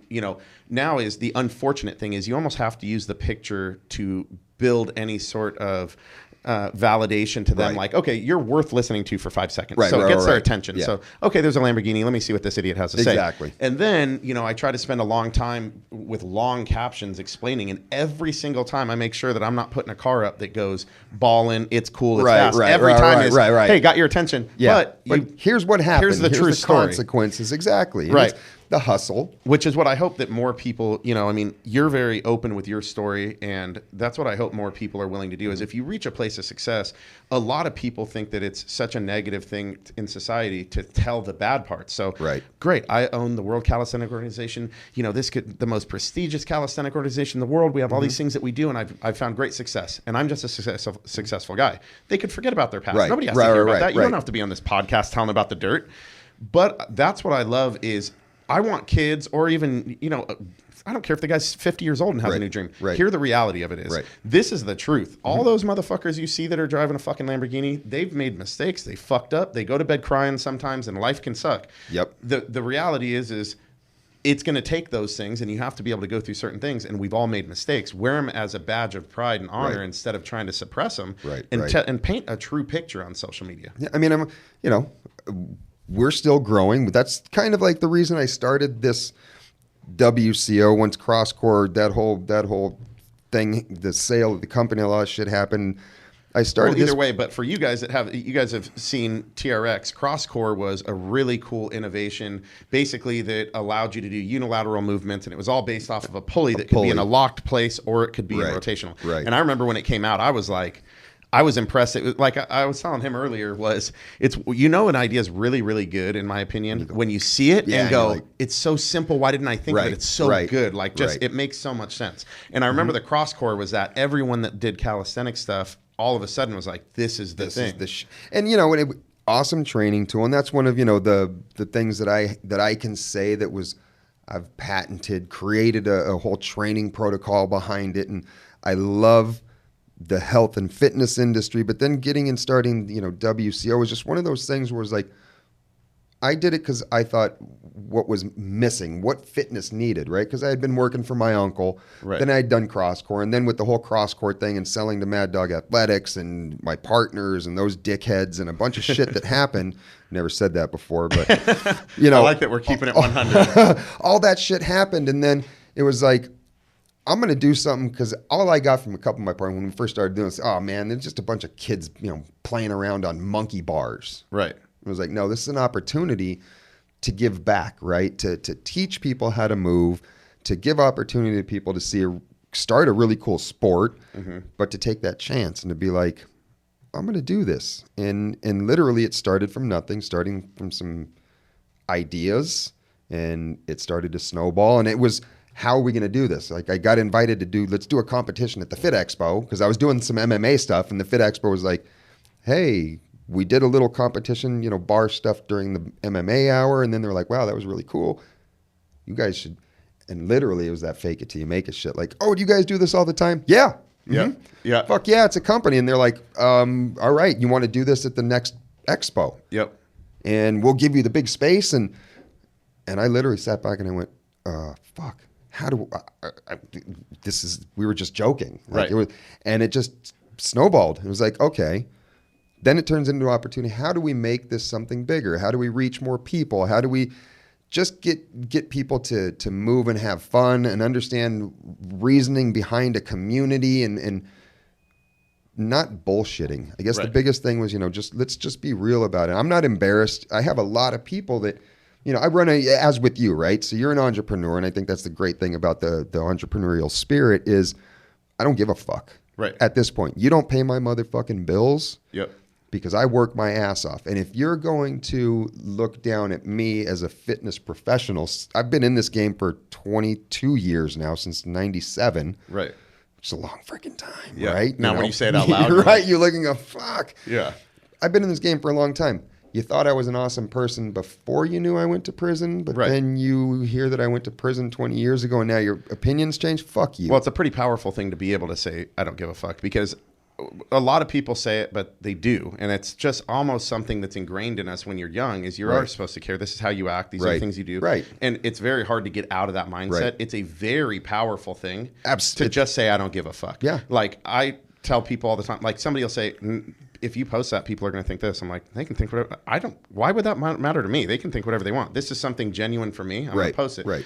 And it is a very powerful thing. And you do come into your own in a very big way when you just go, I don't really fucking care. And I care about it. Don't get us wrong. You know, you care about other people. Right. But I care less about them saying, I don't like what opinion. You do. Right. I don't care about your opinion. Right. I don't care what you do. Like as far as you saying that you don't like my post or you don't like what I do for my gym or this or that, is you're entitled to your opinion, but it doesn't affect me. Right. I'm not losing sleep over it. Exactly. And that's the hard thing is a lot of the time when you look back, you go, wow, I lost a lot of sleep over an acquaintance not liking something I did, or Jane said they said a mean thing about me and it stings you. And it's like, of course there's certain people that are going to hurt you, but at the end of the day, there's a lot of people that shouldn't be able to. And as an entrepreneur, especially, it becomes a very powerful thing when you're able to just say like, you can have your opinion and I'm not going to lose sleep over it. I don't give a shit what your thoughts of me are, because really I'm being true to myself. Right. I'm being true to others. When you start looking at like doing wrong shit, right? Doing bad or wrong stuff is way harder than just like hustling and doing good shit. Right. You have to, there's so much more you got to follow up on lies. If you're lying and if you're stealing this, if you're taking from this guy, you got to watch your back over here with this guy. And instead of being like, yo, this is good. It makes life so much easier. Well, we were even talking about profanity, is like saying, I'll drop an F-bomb or I'll say shit or whatever the deal is.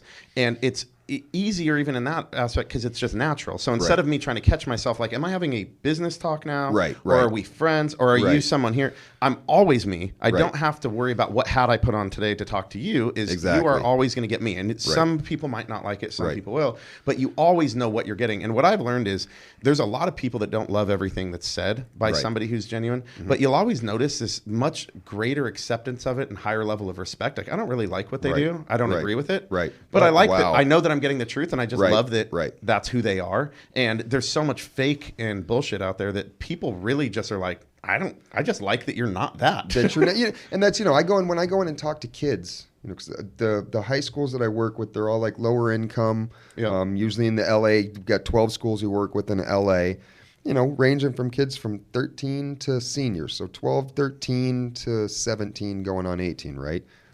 Every time I go in there and I talk first thing with the team leaders, the teachers that are there, is like, yo, every now and then you may hear me say a bad word.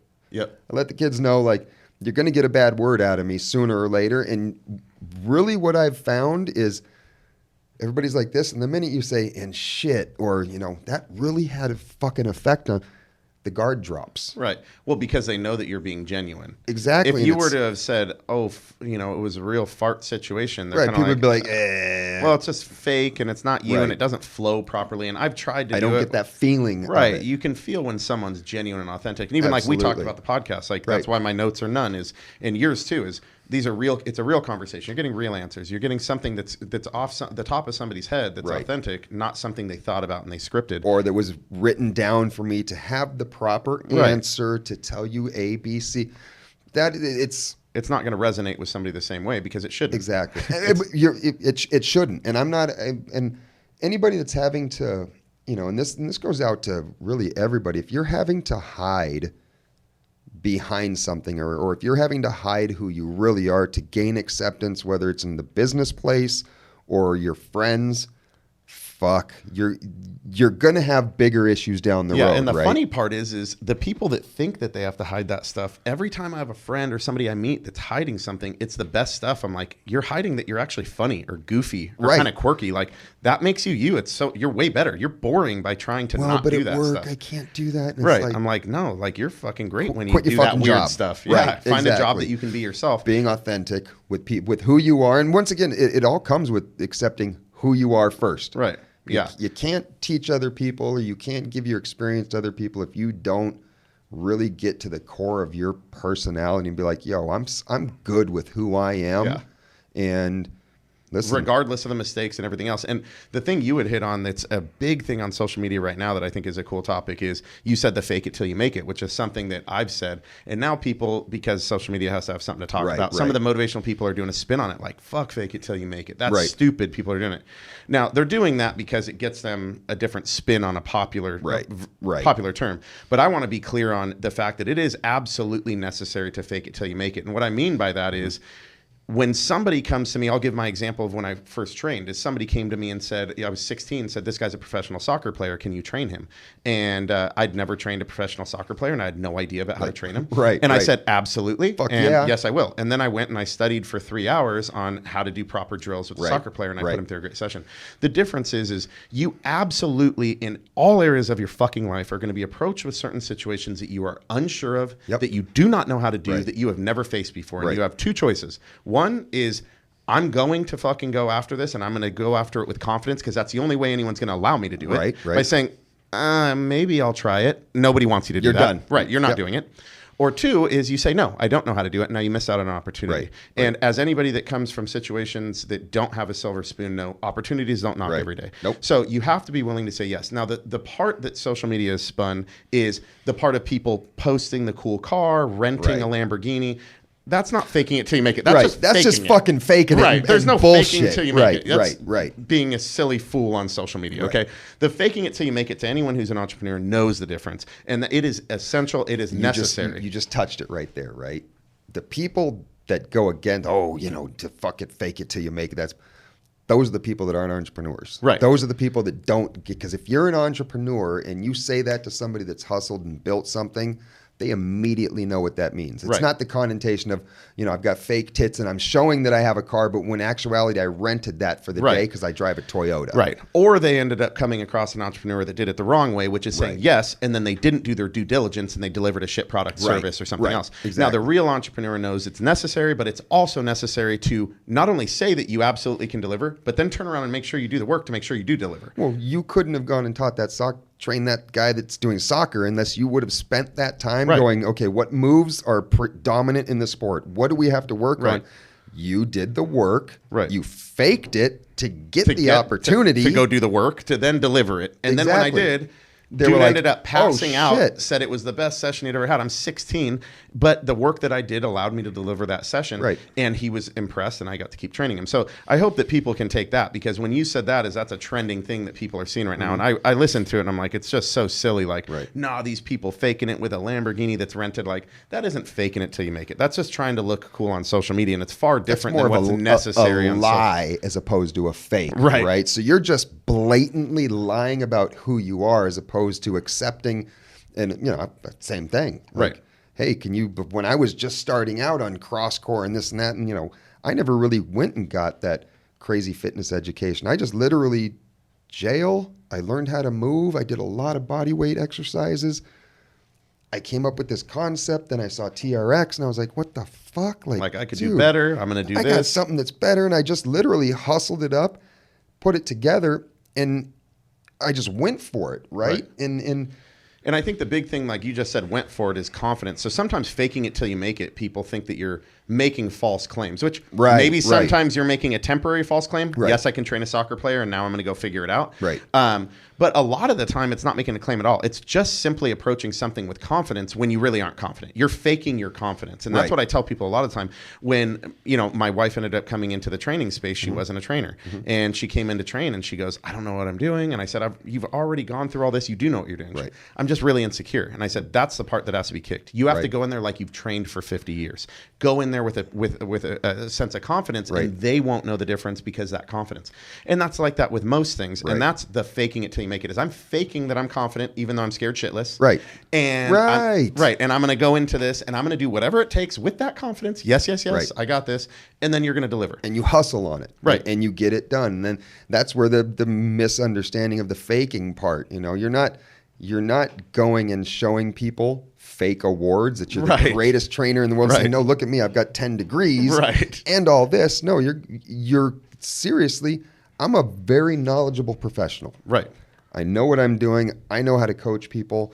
I I know there's people that are higher level athletes that I may not be able to do stuff that they do physically, but I know how to train them for it, right? Right. But I didn't know how to do that always. Right. And there's still stuff that I fake to this day, like on a daily basis. Like I get questions from people and it's like, yo, this and that. And it's like, well, that's all day. As an entrepreneur, you better be ready to do that on a regular basis. We had a girl that did my last birthday party. They were clients and they started an event business and they ended up doing this birthday party for me and they did 50 things they've never done before, but made it seem as though all of it was totally fine and they could do it. And they delivered on it as though they had done it 50 times before. Right. And I was completely blown away. Like, this is the best event. Like, you over-delivered and did such an amazing job. And then they go, it's the first time I've done it. And you're like, what? We never did that. We just made that for your event, but it looked like, we're just delivering our thing that we always use. And so that's the difference, is be willing to embrace that challenge with a sense of confidence as though you've done it 50 times before, and then do the fucking work to make it look like you have. Right. And that's another thing we point on. Most people are not willing to do the work. To this day, okay, I've got a really cool fucking acronym: CEO, president, owner, director, boss, whatever those fucking words may be, mean shit. Because I still load my truck with my guys. I still pull out the wrenches. I still cut my fingers. I still get greasy. I will never stop doing that. No matter if I get to the point where I've got the Lamborghini and I'm flying in the private jet, guess what? You're all coming in the private jet with me, and guess what? I'm still going to build the rack with you. Yeah, and what I tell them is, look, you'll see my owner Tommy in San Diego was plunging the toilet, and his wife goes, nobody cares that you do that, because he said something about doing it, or said nobody cares. And she was just teasing him, but I said, I think they really do care. The point is, you don't have to do it every day. It's not your job. So you don't have to build everything. You don't have to plunge every toilet. But I think that as a true leader, you should always be willing to. If it's necessary, you step in and you do it. It doesn't mean that every day you have to come in and grab a plunger to prove a point. But if you see the toilet that's dirty, wipe it down and clean it. There shouldn't be anything that's above you. And I think those things just come down to work ethic. Also, going through a certain period of time is like, look, I'm not above that. I've been in way worse situations. I don't mind doing any of that shit. Never be above it. Right. That's the thing. Like if you, a business owner, go to your gym, and maybe one of the people didn't see it, but someone took a dump in your toilet and it's fucking disgusting. Right. But it's plugged up. Right. Are you, as the owner, going to walk past it and go, hey, Billy, go handle that? Trust me, I don't like plunging the dirty toilet, but if I see it, I'm going to do it. Yeah, and if you don't have, of course, if you're on your way to a meeting or something, if somebody's watching this, like, okay, great. But if you don't, you should grab the thing. And that just happened a few weeks ago. I said, look, the toilet seat was down and somehow that got dirty. So the toilet was clean, but not that. And so I went upstairs and I was laughing to the staff. Like, I don't know how that even happens. Like, somebody had some really bad lunch. And so we were laughing and they were kind of like nervous. Like, we're so sorry. We promised we cleaned it. And I was like, oh, no, it's fine. And they're like, we'll go down right now. I was like, oh, no, I cleaned it. And they were like, they're like, what do you mean you cleaned it? Okay, cool. Like, those are the kind of things. If you had one of your members actually walk past you and saw you doing that, that will stick in their mind forever. Like, dude, I just saw Larry cleaning the toilet. Like, fuck. But that comes down to just, you have to be that person, because there's a lot of people now, again, because of social media, they want to take a picture, like, watch me plunge the toilet. And it's like, look how cool I am. I'm a good guy. Yeah.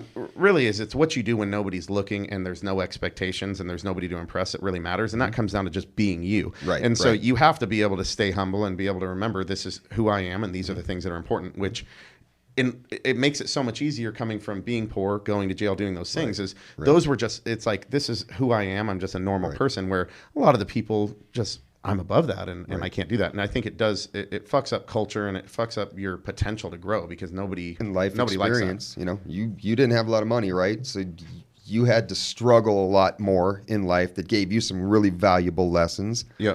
I come from another spectrum where it's like, I had a father's an attorney, upper middle class, didn't hand us shit. Right.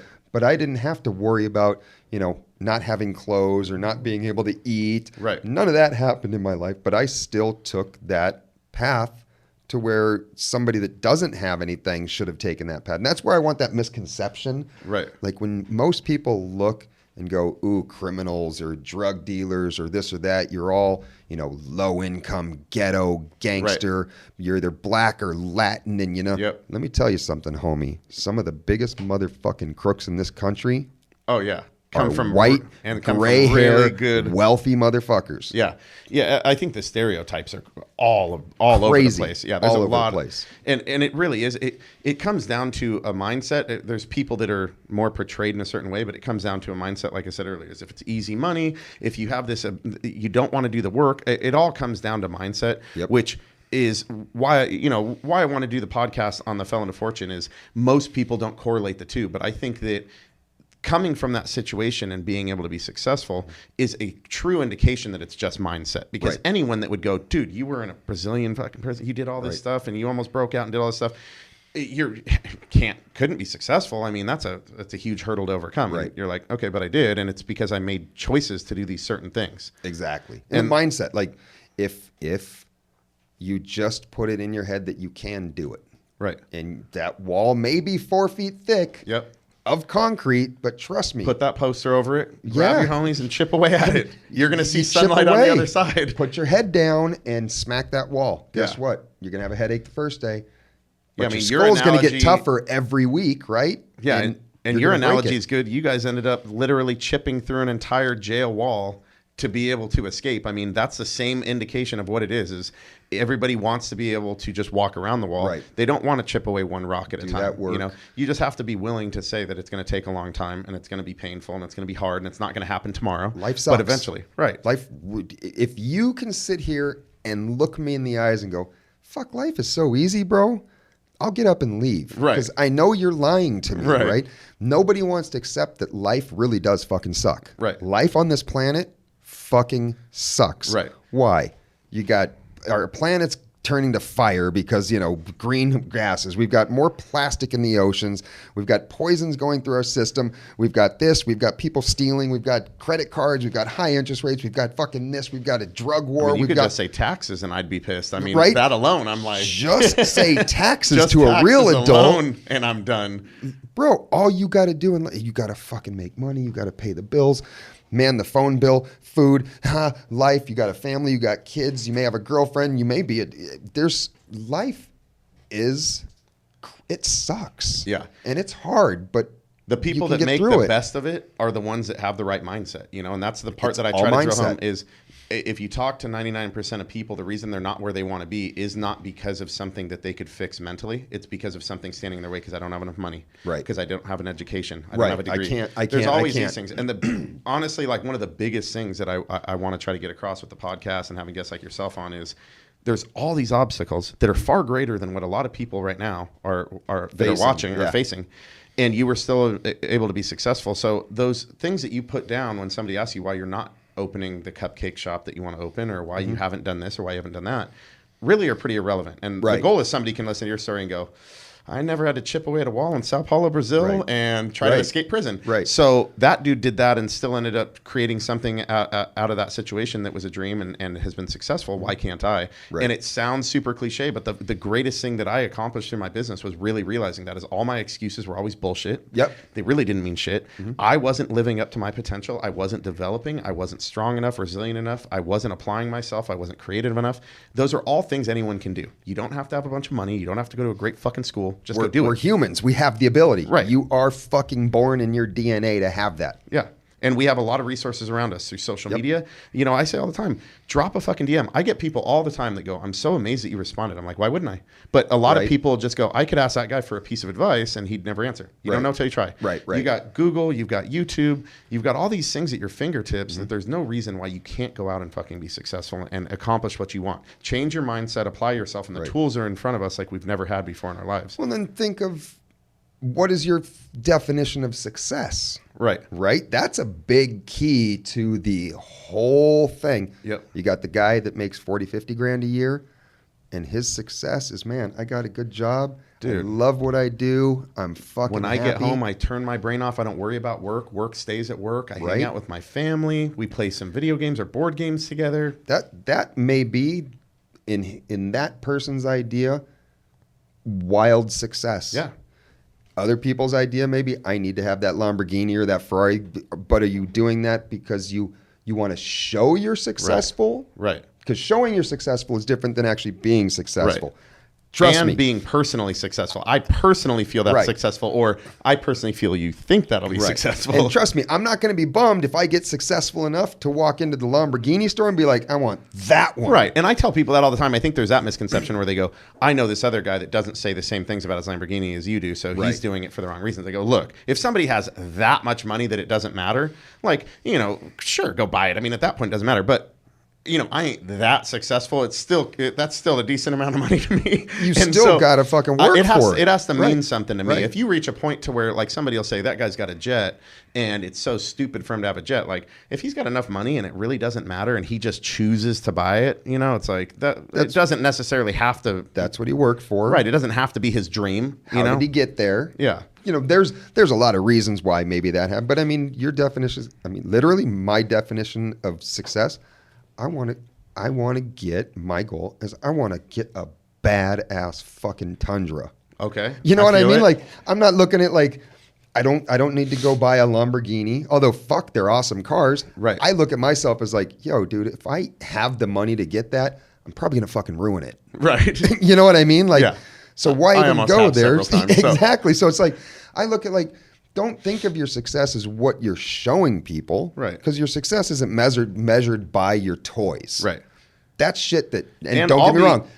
I'll be honest, most guys that I see, fun. Yeah, most guys that I see when you talk to them is what they always told me was, it'll get old. So I'd see their car and be like, oh my God, like it's artwork to me. It's beautiful. Oh God, it's so amazing. I can picture myself. 6 months later, you're like, and they go, dude. I'm over it. I'm that crazy guy that literally put racks in my garage to stack the car. So when I do cardio, I can look at them, and every morning I stare at them, and it never gets old. Every time I get in them, I'm that guy that's different, and that's why I know that I did something for a bigger reason. Because if I had 15 cars and none of them meant anything, then it's like, okay, if you have just a massive amount of money and you don't really care, I guess whatever, buy what you want. If you're the trust fund baby, that you know. But if you're actually working for it, it better keep meaning something. And if it doesn't, you should keep questioning yourself. Why do I keep buying this shit? Well, but then you become smart, right? And go, oh, guess what? I bought for 60, Eleanor. Right. Now she's worth 80. Right. And you're now it's an investment. Yeah. And you're investing in these things. Most of mine have been solid. You know, I'm smart about most of those things. Right. But I would have bought them if they were, even if they weren't, because it meant something. But don't get me wrong. Like, dude, people that look at you in the face and go, money doesn't buy happiness. Right. Okay, I get that. But fuck, it makes shit so much easier. Right. Doesn't have to be a lot, but Right. it's how are you going to make it? What is it going to do to improve your life? Nobody that lives without, first of all, you can't succeed in life without money unless you go homestead in Alaska. Right. And live with grizzly bears and make a house out of mud and trees. It costs money. And, you know, everything costs money. So if your only focus in life is to make money to go buy stupid shit, you're on the wrong path. Right. But now if you're making money and it's like, yo, dude, I can finally take my family on a really nice vacation that I've always wanted. Who's out there to tell you like, oh, that's fucking wrong. You shouldn't do that. You shouldn't buy a Ferrari just because you've did. Right. And it's the level of money and what it, like you said, is knowing yourself. I knew myself. I want to be able to retire my mom. I want to be able to do this for my sister. Buy mom a house. Right. Yeah. And so those are the things now as I look and go, all right, my best friends from high school own some of my franchise locations. That wouldn't have happened without the money to get to that place. Right. I'm able, anytime any of my family has issues, I'm able to help. These Right. kind of things. So is they say money can't buy happiness. And I say, wait until your mom is crying because she can't make her rent and you can't help her. Right. That definitely is an unhappy feeling. And I'll tell you, the sense of happiness when you give her that money is happiness. So again, as money doesn't buy happiness is true, just buying shit. But if you know what makes you happy, and then you know how much money it takes to make that happen, that's where you suffered start to get there. You know the value of it. Nobody's giving it to you. You know, guys like like us, where we have to go a little bit farther and work a little bit harder because of certain things that we've done, you know, backgrounds or whatever. Right. And even though I didn't have the felonies here, I still had a lot of people because I went and did National Geographic. Mm-hmm. So, you know, I had a lot of people say, bro, you're going to kill your career. Right. Like, people are going to see that and they're not going to hire you. You just put yourself on national TV. And I sat back and I went, oh, man. And that's when, you know, everything came back from sitting in jail, just understanding who I am. And I said, who fucking cares? Yeah. Like, are you going to pay my bills for me? Yeah. Or are you just going to come out of the blue and fight? If you fire me, good. If that's what it is, that's your feeling. Or if now you find out that I've done this but you've loved me for the last 10 years. Does it change who I am? Right. So it ends up drawing you to the place you're supposed to be with the people you're supposed to be around anyways. And it's going to weed out the places you weren't supposed to be and the people that weren't supposed to be around you. Exactly. And the people, the negative, or the people that you know, I just look at it this way. The people that I'm around, am I 110% positive that if I texted them or called them and said, yo, bro, my car's broken down, I'm in San Diego, can you come pick me up? Yep. And there's not going to be a fucking second on the phone. They go, yeah, where's your address? Yep. Those are the people I put myself around. Which, as you get older, you realize you can usually hold up one hand and maybe give. If you can maybe give a full one hand, you're killing it. You're lucky. I can't even give a full one hand. I've got a couple, and that's it. I've got a ton of friends. Right. A lot of people that I would help and do anything for, and I love helping people. And I'll go to the extent of, even if you're not a good friend of mine, if you need something, bro, I'm gonna hook you up. Right. I'm gonna do what I can to take care of you. No reciprocation. I don't do shit for getting something back. But when it comes to the people that I know, that if I need it, they're going to come help me. Yeah. I mean, from this whole situation, so from all the stuff that you took, what would you say would be the most valuable things that you took that were able to be applied to you becoming successful, doing, creating CrossCore, which was an amazing innovation, ended up taking off. Mm-hmm. The World Calisthenics Organization, you guys are doing these huge events. To get you to that spot, out of all this stuff, what are some of the things that you think somebody else could be able to take from some of these situations to apply? It's so foundational. It's so simple. Don't cloud up your mind with a bunch of shit. Like, oh my God, society says I have to this, I have to that. This is the right way to do things. The wrong way usually is an awesome way, because you learn a really good way to do shit. Yeah. But, biggest you get a really cool story sometimes too. Right? You can get some real cool stories out of it. But I think the never be afraid of the hard work.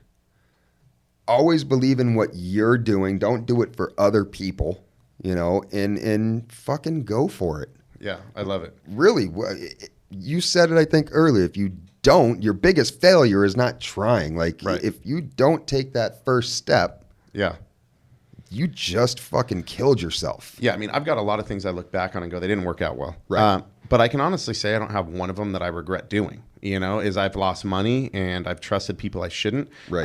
And in the moment, I would say I regret it. Mm-hmm. But always, hindsight's 20/20, and the perspective is always, I took so much from that. I know not to trust somebody who says and does these things. Right. I know to do my due diligence in these situations to prevent that from happening again. Right. And those experiences are worth so much money. As I didn't go to college, I've spent far more on the School of Hard Knocks, but I feel that I've taken a lot more. Well, bro, I'll tell you. I mean, I know a lot of dudes that graduated from college, and they're not millionaire positions, right? But they have no fucking clue about life. Right.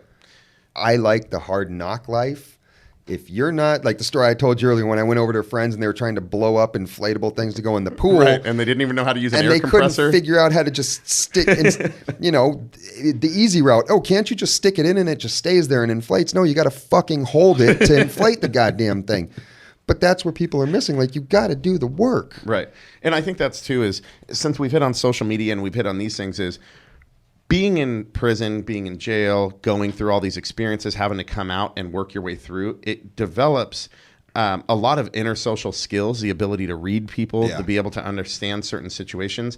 Those are things that social media is robbing a lot of people of, is you can be whoever you want to be through social media behind this veil. Facade. Right. But then when the veil is lifted and you're in real person, you're forced to go through an interview and produce at a certain job. Socialize. Right. I encourage a lot of people to go out and make those mistakes and go out there and be who you are. Right. And you're going to learn those situations. Don't say that to a certain type of person. Right. Hey, make this type of situation, approach it in a different way. But when you're too afraid and you stay behind that facade of social media, or you're afraid to jump into those situations, or what if I end up in trouble, there's no way you or I would end up where we are had we not learned how to communicate and learned how to read situations. Those things probably got you into a lot of good positions after you came out. Oh, absolutely. I mean, just the not being afraid thing and actually going out and doing it. I think I was one of those kids too, where you don't want to go and say this because people may think, well, he's a nerd, or you don't want to be the first one to approach it, afraid of failure or whatever. I think, the most important thing is you just, and it sounds so fucking stupid, but you literally just got to go do it.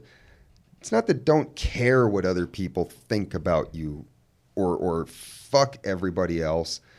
It's if you don't have that spirit to go fight for what you want and not worry about what others' ideas of you might be, you're successful. Yep. To me. Yeah, I mean, you're obviously the easier thing too, and a positive thing to take from anybody that's watching this that's fallen down or that's had a felony or anything like that is that's a blessing, because when you're in that position, I knew everybody had seen, mine again was in newspapers and everything too. So I'm the loser. I'm the fuck up. I'm as low as it can be. So when you get out, you're kind of like, it's almost a beautiful thing of, it doesn't matter what people think because they already think nothing of me. Right. They so already it's like think I'm a piece of shit. I'm a complete idiot. Right. So if I fail, who's going to be surprised? Right. You know, so again, it's all perspective, but that is something positive for anybody that's watching that can take it is it's when you came out, you had that sense of everything, but it is also that blessing of like, people already know this is what the situation was. So how you handle it. Right. You know, to this day, this is what, 1997 I got out. So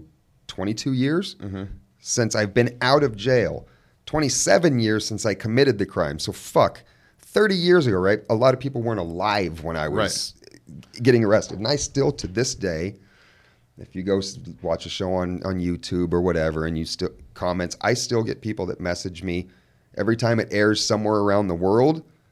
I get thousands of Facebook requests to be, you know, to friend me on Instagram. And I don't use my social media, maybe, you know, maybe I should have, but I didn't want to use it to really push back in the day, that type of thing, right? But I'll still get people that message me, you piece of shit. Stuff that's like, you're mad about that 30-year-old cocaine. Like they're pissed. Wow, like, oh, you know, why do you guys think he's, you know, such a great person? He's a fucking drug dealer, scumbag piece of shit. And people write me this, and it's like, you got to really learn how to like swallow, take it with a grain of salt, and go, man, that was some horrible shit, this person. And they don't even know me. Right.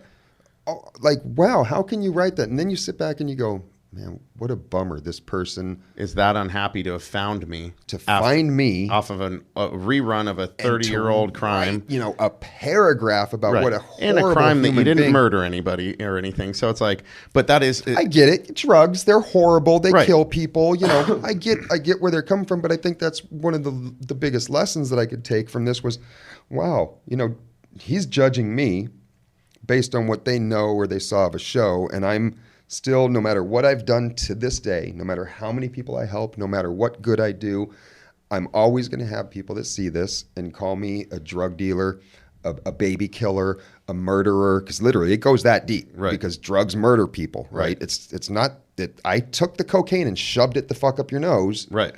You know, but still, I'm the supplier, so I'm the murderer.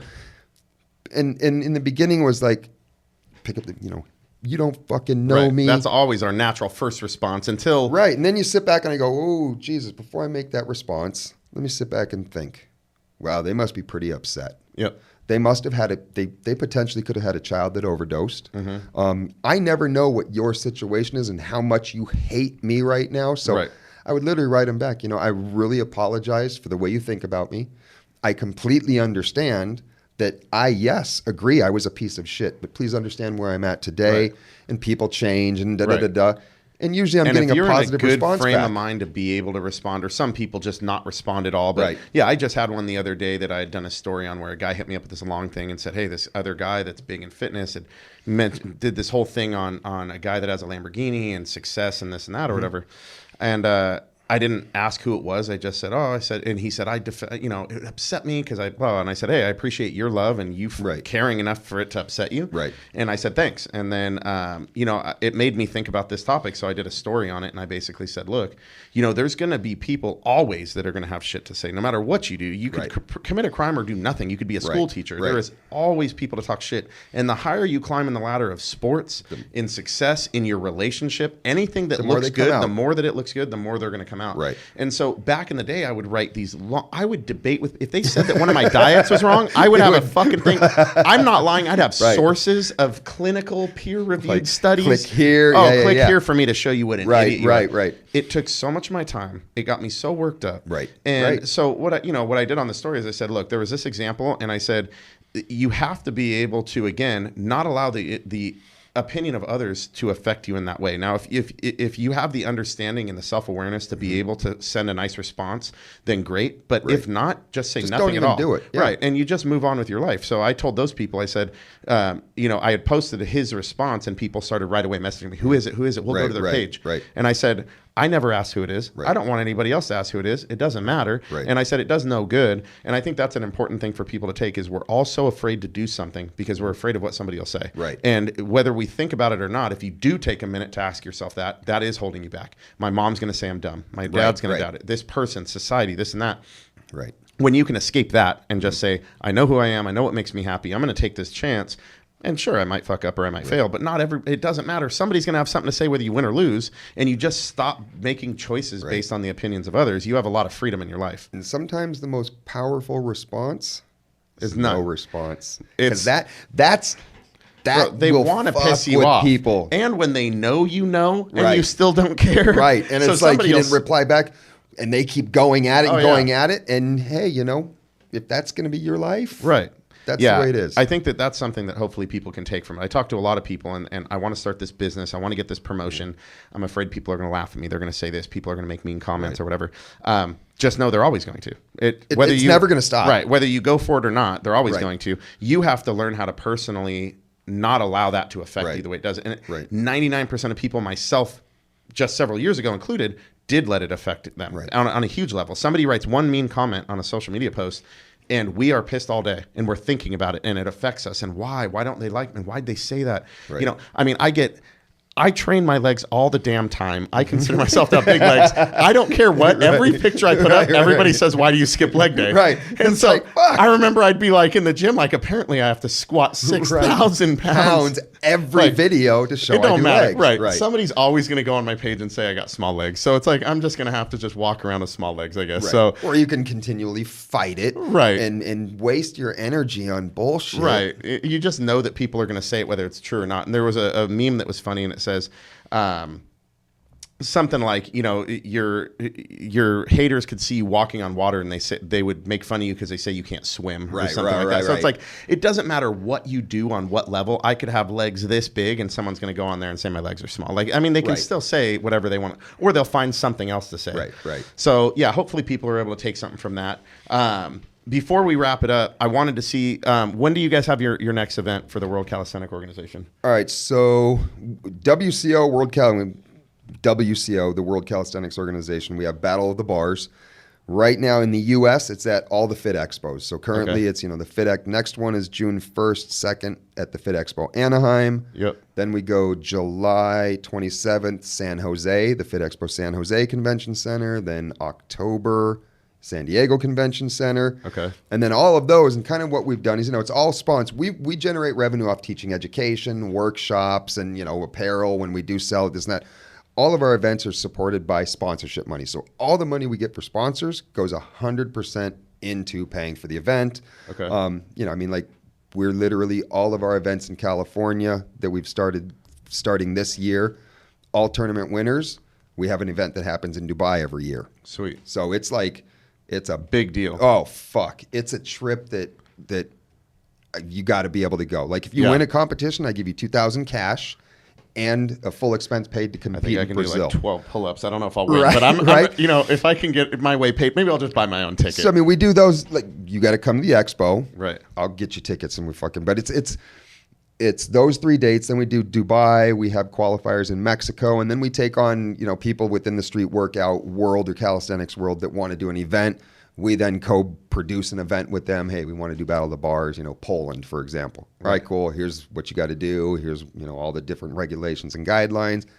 We literally wrote rules. We wrote regulations. We incited different, have to wear a mouth guard to protect yourself. So that's really the culmination of the sport to turn it into something that is actually valid for people to earn a living off of. Ultimately, I want like UFC contracts type of thing. Like all my athletes are signed under contract. I mean, I'll say that it's crazy that it has the biggest crowd at the expo. Right? It does. It's the most people and anywhere. Anytime you're walking around the expo, the biggest crowd is always around the bars. I mean, they are the most entertaining, and they're crazy athletes. It's like a cross between a calisthenics athlete, a fitness athlete, and a gymnast. Like they just have such a crazy mix of skills like that it's very B-boy, yeah, gymnastics / street. Yeah, kind it's of crazy entertaining. urban. You guys got to go on YouTube. We were just talking about one of our trainers for hardcore fitness, Swaggy, did which was the last competition he was at? Last one we did was the LA one. The LA one, Swaggy. Yeah. So this dude, I had just had him at the gym and he was doing a bunch of crazy stuff and we were messing around and we were looking at videos. There's a video that went all over the place of him doing a crazy high bar move, backflip. Yeah, and he ends up landing on the bar and lands so hard, completely bends this. I mean, those bars are meant to withstand, like, you could hang a freaking elephant from it, and he hit it so hard. I'll tell you right now the specs for that shit. So it's a 1 1/4 inch seamless steel tubing, 1/4 inch wall thickness, 148,000 PSI dead to bend it, right? So this is a dude that weighs 100, I think Swaggy's like 155 pounds wet. Yeah. Muscled up. If you guys don't know what a muscle up is, it's a pull up where you get your whole body above the bar. Muscled up, jumps on his feet. So he's standing on a bar that's 7.5 feet of, pull up bar height, standing on his feet, jumps to a backflip where that backflip is supposed to turn into a regrab where he grabs with his hands, swings into some other moves. Well, Swaggy misjudged it by about a foot and landed literally on his gut and bent that steel bar 10 inches. Yeah, it was crazy. Fucking this crazy. Thing was like bent. Yeah. Even all the athletes that know Everyone what it's like was like, it was silence. People were like, oh shit. Yeah. People that didn't know what this was like, whoa, shit. Yeah. And it was ruthless. Is that video on YouTube or where would they find that? I think we have that, what is that one? 35, right, Jarvis? I think Battle the Bar 35. You go to WCOTV.com. It's, I think, the first video on the video slider. It's the one that says, it starts with the Spec Ops, brought to you by Spec Ops. Watch that in the first 30 seconds. You get that. You guys got to watch it. It's freaking crazy. You're going to be surprised how he's even alive. Yeah. And then he goes up to try to planche. Yeah. And then he goes down and you can see in his face like, oh shit. That didn't feel good. Yeah, it didn't. And how crazy is that? Like after, you guys can see before, you can't see what happened when we got here, but the small of a world it is Swaggy, one of our athletes, just so happens to be one of the guys that works and trains at one of your gyms in San Diego. So how small the world is, It means always be nice to people. You don't ever know who knows who. Right. Yeah, you guys got to check out some of the videos. They've got crazy stuff. If you guys are by any of the expos, you guys got to go out there. I'll be out there. They'll be out there. Yeah, and if you want, check out, I'll give you world_calisthenics_org. A lot of fucking underscores. But check us out on Instagram. And that's really the best way to find out where we're at and what we're doing. Okay, cool. And just obviously thanks for having you on. And, it's awesome for everybody to be able to hear your story and be able to, I think a lot of stuff they can take from this to be able to put things into perspective, realize that sometimes their low points can be some of the greatest learning experiences and greatest ways for them to change their perspective. For sure. So, appreciate you being on and hope that a lot of these people, and I know they're going to take a lot from it and hopefully that we see a lot of you guys out. Welcome to the GoHard podcast and our first episode of the Fell into Fortune series. Our guest today, Brendan Cosso, was a former